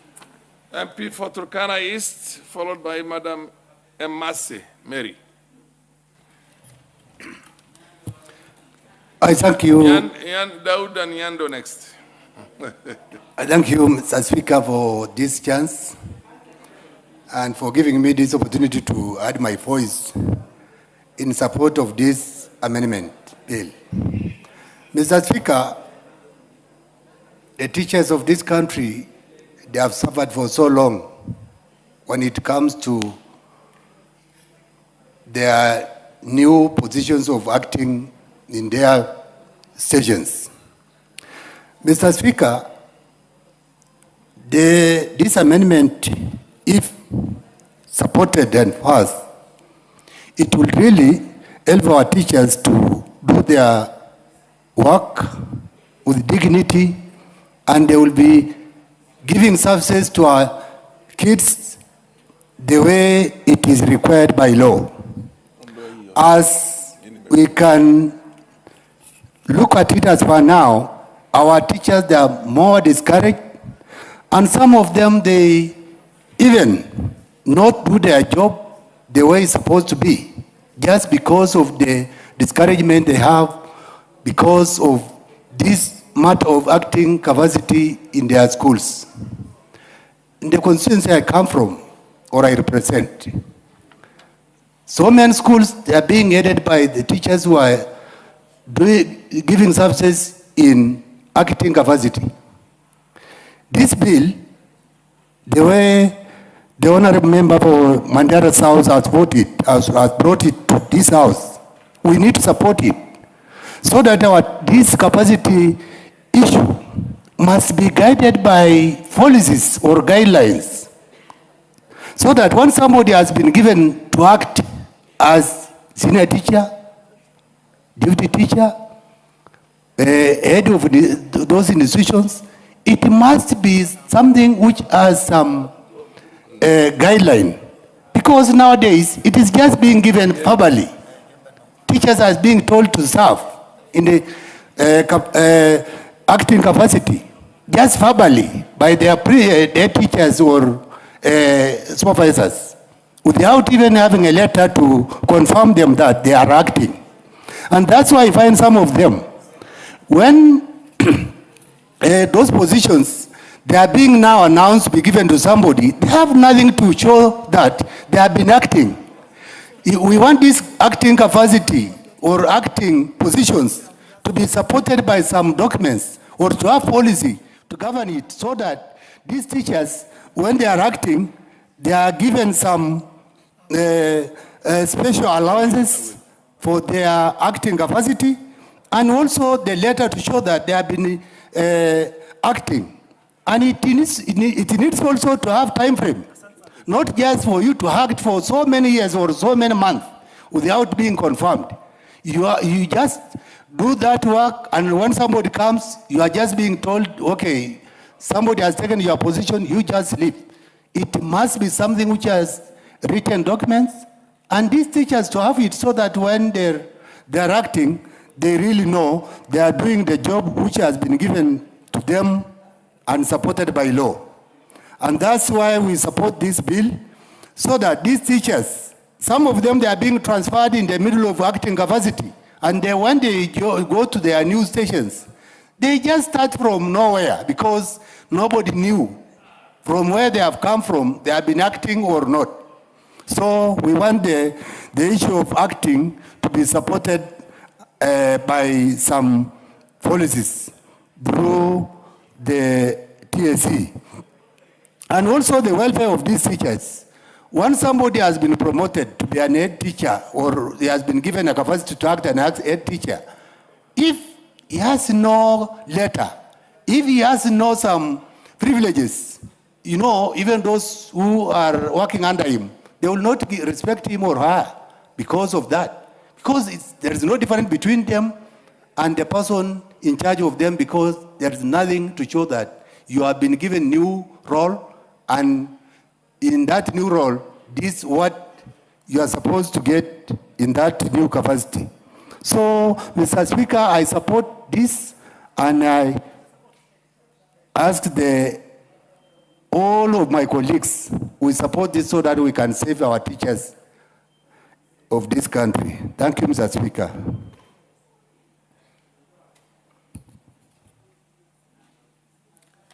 MP for Emase, Mary. Thank you, Honorable Speaker. I arise to support the Teachers Service Commission Amendment Bill 2023 by Honorable Abdul Haro. Honorable Speaker, from the onset, I want to say this bill is very timely because it's seeking to address existing problems within the Teacher Service Commission. We have had so many teachers who have acted for so long. And so the bill is looking at the process. How do we structure and improve the process of promotion so that promotion is based on merit, promotion is for the deserving? Because, Honorable Speaker, even now, because of these delayed promotions, people acting for too long, we finally promoted too many and they have no schools to be posted to, Honorable Speaker. Honorable Speaker, and when the promotion, when the opportunity to promote arises, you find that an external candidate has been given the opportunity and the teacher who has been acting for so long has been left out. What does that do, Honorable Speaker? It reduces morale. And when morale is reduced, you know, you feel kind of undervalued. And when you feel undervalued, what happens? Your morale goes down, and that impacts negatively on your productivity. No wonder, Honorable Speaker, we have some schools that perform so dismally, and we begin to ask ourselves why, yet the problem is within the process. So this bill seeks to address that problem. We've also met teachers who are so demoralized that they have lost trust in their employer. Because every time you get a call, a teacher is asking you, Mheshimiwa, help me get promoted. I've been in this position for I don't know how long. And you know, it shouldn't be like that. It should be automatic. It should be structured that you can act for this period of time, which must be certain, and that after this period of time, you will get promoted. So this bill seeks to restore that trust, that a teacher is sure, after this time I'm acting, at this point I'll also get promoted. Honorable Speaker, we've also seen teachers moving out of TSC and looking for other opportunities. Because you're so demoralized, you're not seeing light at the end of the tunnel. You're not seeing yourself moving. So teachers begin to look for other opportunities. And in the process, we lose valuable skills and experience from some of these teachers to other opportunities. And again, that impacts negatively on the performance of the students within the respective schools. So, Honorable Speaker, I support this bill, and it will help us address these challenges within the sector and give the teachers the confidence, the trust in the institution that's the employer, that all is well. I know after this period of time, I'll move to the next. And it should be timely such that we are not accumulating these pending promotions, that we get to a time now when we are promoting all of them, and again you are promoted. You have schools in my constituents where now I have a promoted teacher who is supposed to be a head of institution, another promoted to deputize. There are no schools to post them. They are all in the same compound. So how do you expect them to work? So those are challenges that we still need to address within our teaching institutions. Thank you, Honorable Speaker. I support. MP for Imenti North, followed by MP for Nyando. Oh, did I say Nyando next? Okay, but Dawood, you will have to yield to Nyando first and then you. Honorable Nyando MP, Dawood number 2. I thank you very much, Honorable Speaker, and allow me to also add my voice on this most timely. Speaker Nyando, 1 second. I want to recognize the presence of students or pupils from Andewa Primary School in Mavoko, Machakos. You can rise up, yes. And I think I did see, did it just Kambalu? How did I see at the back there? Oh yes, proceed, madam. And because I don't see anybody else from Machakos here, you can proceed and give the young ladies and boys a word of encouragement. And then after you, the honorable member behind you. Thank you very much, Honorable Speaker. I wish to welcome the students from Mavoko constituency, Machakos. Yes. I am from Kibwezi East in Makwiny County. They are here to see the proceedings of the parliament, and I wish them the best. This is how the members of parliament make the law, and I'm sure one day, one time, they will become members of parliament. Thank you for that. Now I go back to the contribution, Mr. Speaker. Order, order, order. Order, don't hijack. The MP behind you, also from Ukambani, would you want to say a word of encouragement to the young boys and girls? Thank you, Mr. Speaker. Yes, I would like to welcome the students from Mavoko constituency on behalf of the Member of Parliament, Honorable Makau, and just to encourage them that indeed this is a way of learning how Parliament is, and hopefully in the future, one of them, among them, may become the next member of Parliament of Mavoko constituency. So I wish them well. Thank you very much, Mr. Before Nyando, proceed on with your contribution now. I thank you very much, Honorable Speaker. And with the same breath, allow me to also add my voice to the Teacher Service Commission Amendment Bill that is before us, Honorable Speaker. Honorable Speaker, I would be remiss not to make it clear that my late father was a teacher for many, many years before he retired in the year 1997. Honorable Speaker, the big difference between then and now is that they took a lot of pride in the good performance of their students.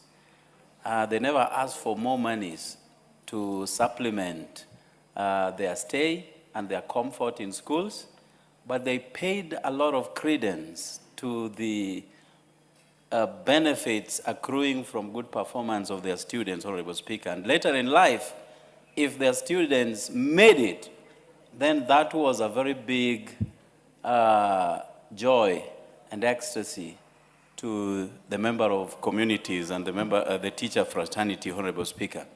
Honorable Speaker, on this amendment particularly, we have had a lot of stagnation that probably is not informed by any policy. Because on the same breath, you find a teacher who is barely 10 years in service and has moved 3 or 4 steps towards in that ladder, Honorable Speaker. But again, on the other hand, you have a teacher who has taught for over 20 years and is stuck in the very position for the longest, Honorable Speaker. And therefore, we need to define, definitely so, how a teacher moves from one grade to another, and also put a timeline, because a teacher should not be stuck in one position. It creates a lot of disappointment to teachers who work so hard to mold our children, Honorable Speaker. In South Korea, Honorable Speaker, unlike us here, where those who get A's in high schools are plugged into either engineering or medicine or some, in Korea, those who are A students become teachers, Honorable Speaker, because they understand the importance of molding a child to become somebody in future, Honorable Speaker. Whereas our curriculum does not really recognize teachers as much, But what happens in countries that have made gigantic steps towards economic progress is a testament that teaching as a profession is so noble, and only the best should be put into classroom, Honorable Speaker. I have witnessed in the course of my movement across the world, Honorable Speaker, a PhD holder teaching young people from grade 1 to grade 5, Honorable Speaker. And PhD holders in this country and in Africa in general are only put at the university level.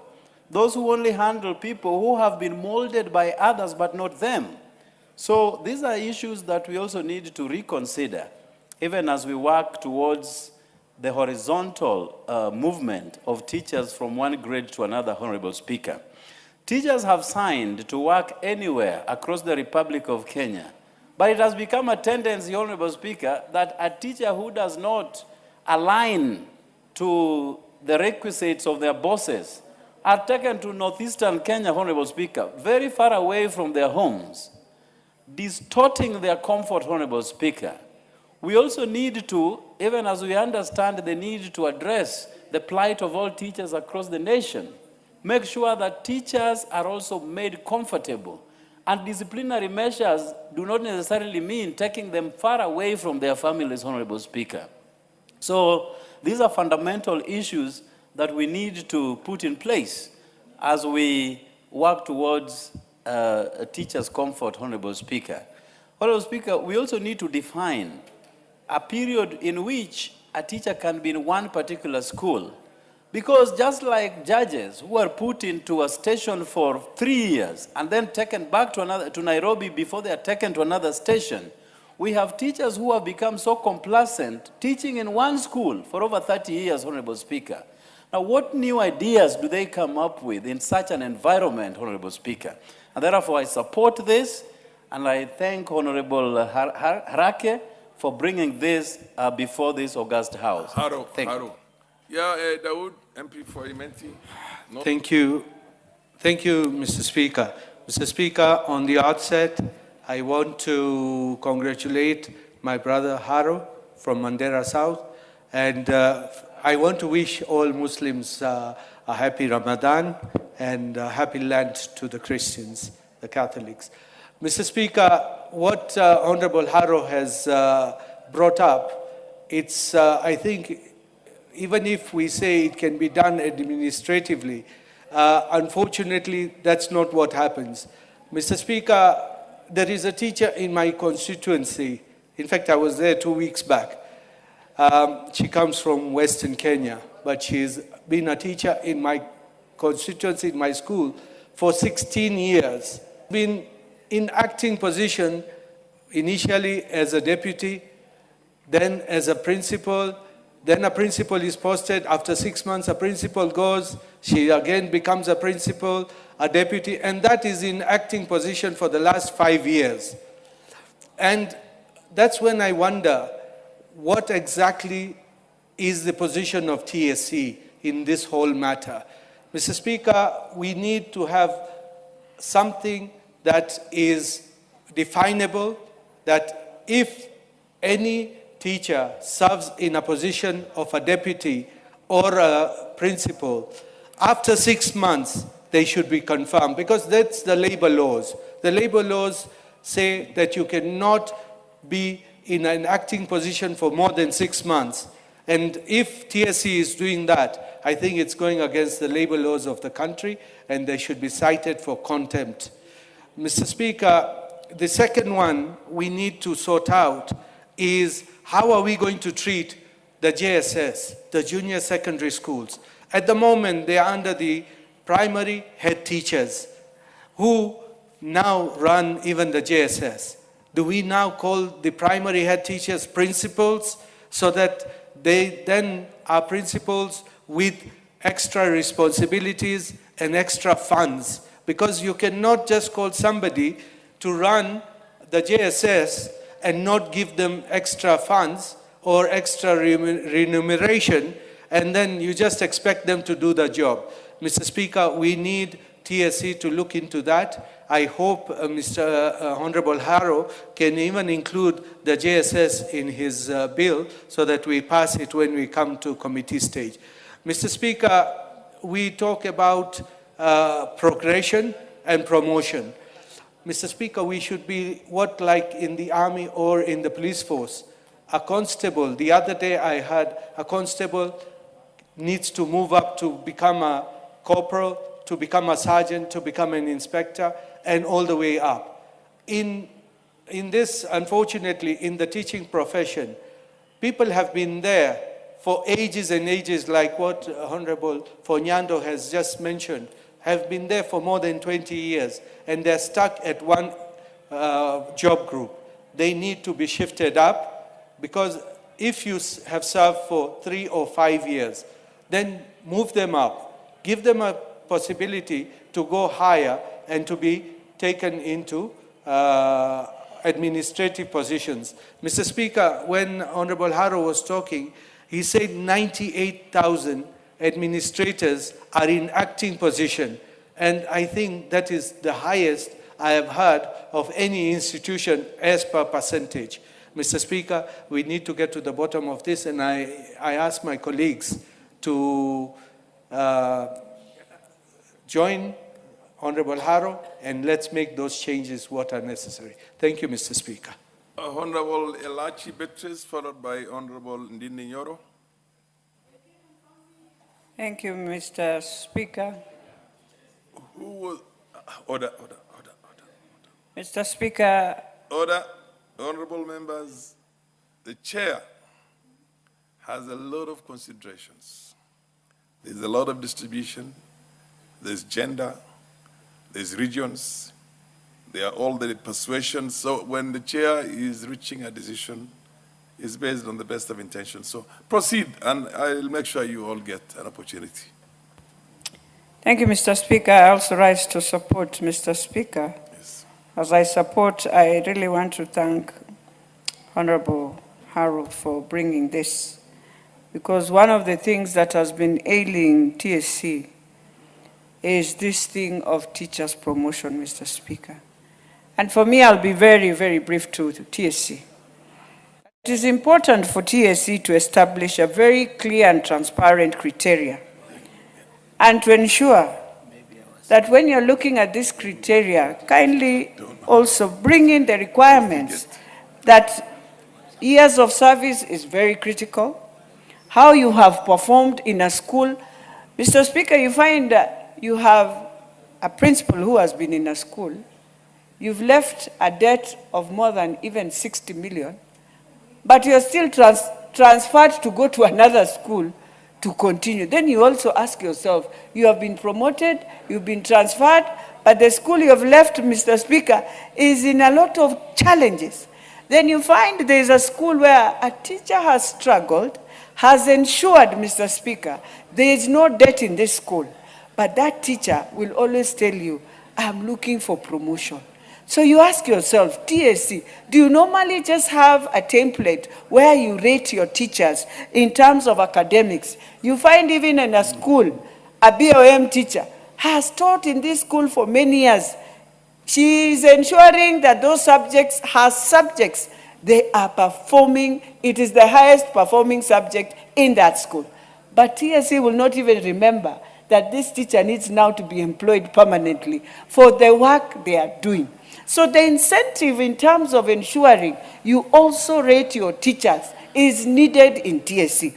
Mr. Speaker, they must standardize this performance and digitize and ensure there's a process of equal access where every teacher will track.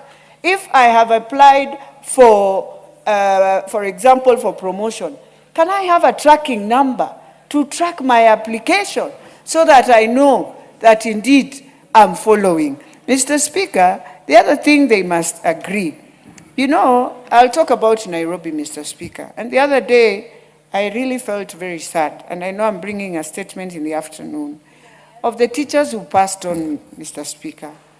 And I realized TSC has a very good cover for the job group of those who are at either Q or up. But then the teachers who are the highest, who are contributing also to ensure you have that better cover, have no cover, they are fighting with SHA, they are doing everything, and it was very sad that we lost one teacher from Makwiny, Jacob, just because of the cover, that he went to Guru Nanak and they could not just take him in because of his cover. And so, Mr. Speaker, even as we talk for this, as we agree with Harold on all these amendments, we must ensure hardship areas also, a teacher should not stay there for more than 8 years. There is a teacher in Turkana who has been crying to be removed and now she's sick. The parents are wondering. I wish Wanjiko Mohia was here. She is from Nyandarua. It is very sad. For 8 years she's been in Turkana, Mr. Speaker. She has pleaded with TSC to come back, even to her children, nothing. And so that is why we find sometimes, and we are pleading now with TSC. They have a new management. We have a new CEO who is trying her best to see things to work. Can we find ourselves now changing the system of the institution so that it works better for all teachers? Lastly, Mr. Speaker, Nairobi, whether you want to like it or not, it is the most hardship area, because when you look at house allowance, ask me how a teacher in Nairobi is surviving with his house allowance. It is so high that that teacher cannot even afford. So, Mr. Speaker, I beg to support, but to plead with TSC that it is important to reorganize your institution. Thank you. Honorable Nyoro Ndindi. Thank you very much, Mr. Speaker, and I'll be very brief because there is no much time. First of all, is to appreciate the role that teachers play in our education sector, because, Honorable Speaker, our human capital is policed through the education system. And the biggest asset we have in our education system is the personnel who are the teachers and the lecturers and all the other personnel who make that possible. And therefore, Honorable Speaker, it is important that we make our education system and institutions to be the center of meritocracy, because everything else sprouts from there. That when there are promotions to be done and any other consideration, Honorable Speaker, merit should always be at the forefront. The second thing, Honorable Speaker, is to bemoan the fact that we have currently over 20,000 JSS interns in our learning institutions who have basically been volunteering to work for basically almost free, Honorable Speaker, for over a year. And the government had actually promised them that they were going to be absorbed into permanent and pensionable terms in the period of 1 year. But unfortunately, Honorable Speaker, they were coerced towards the end of last year, and they were coerced to sign an extension of the same internship, Honorable Speaker. It is important for all of us here as members of this Parliament, Honorable Speaker, that we call upon the government with immediate effect to confirm the JSS interns into permanent and pensionable terms. It doesn't matter whether the academic year has started. We can correct the wrong that has started, Honorable Speaker, with the 2026 by confirming all the JSS interns into permanent and pensionable terms. The other thing, Honorable Speaker, when teachers are getting jobs, because they are desperate in that situation, they are made to sign agreements, including a form that they will not seek for transfer before 5 years are over. But, Honorable Speaker, I don't think this is the right thing to do. Because, Honorable Speaker, there is a way that we can make actually our teachers to choose where they want to teach. And we could end up having balance in our institutions, but also having happy personnel. I think we need to revise that policy of 5 years so that a teacher can seek transfer. Immediately they get a job. Because situations change. We could be having a teacher transferring from the area the other one wants to go. And therefore, Honorable Speaker, that kind of marketplace balance can actually bring cohesion at the end of the day. Honorable Speaker, the last thing is that we must continue to agitate for totally free basic education in Kenya. And we have shown, and it has been shown that it is possible. And Honorable Speaker, during the budget making time, I'll be moving that we get 10 billion Kenya shillings from NGCDF, we get 10 billion Kenya shillings from equitable share, and the national government to give up 10 billion we make a kitty of 30 billion Kenya shillings, because that money is enough to make free basic education totally free in our senior secondary schools, Honorable Speaker, including the lunch program, Honorable Speaker, so that free will actually mean free. I thank you, Honorable Speaker, and I submit. Honorable Nzengu Paul, you have a very limited time. Thank you, Mr. Speaker. I also rise to support the motion on the proposed amendment to the TSC Act. Mr. Speaker, this motion is very timely, and the amendment is indeed very important. I have received in the past petitions from deputy principals from Kitui County, numbering more than 200 of them. And the question was, they have been acting in those capacities for more than 5 years, and they have been wondering, you know, why shouldn't they be in that position for that long? As a matter of fact, I think under the current dispensation, we don't even need to have this motion as to have a money bearing, because I think under the establishment that are there, every acting position has some provisions for allowances. So I agree with the fact that we don't need to keep them waiting for too long to get promoted. If the position falls vacant, then that position needs to be occupied immediately. The same is applying to teachers who are in junior secondary, and with the current teaching system where computer has become an integral part of the teaching in both primary and secondary schools. And you realize that not all the teachers have been trained to teach computers. So the computer literate teachers are not getting extra allowance, yet they are doing extra work.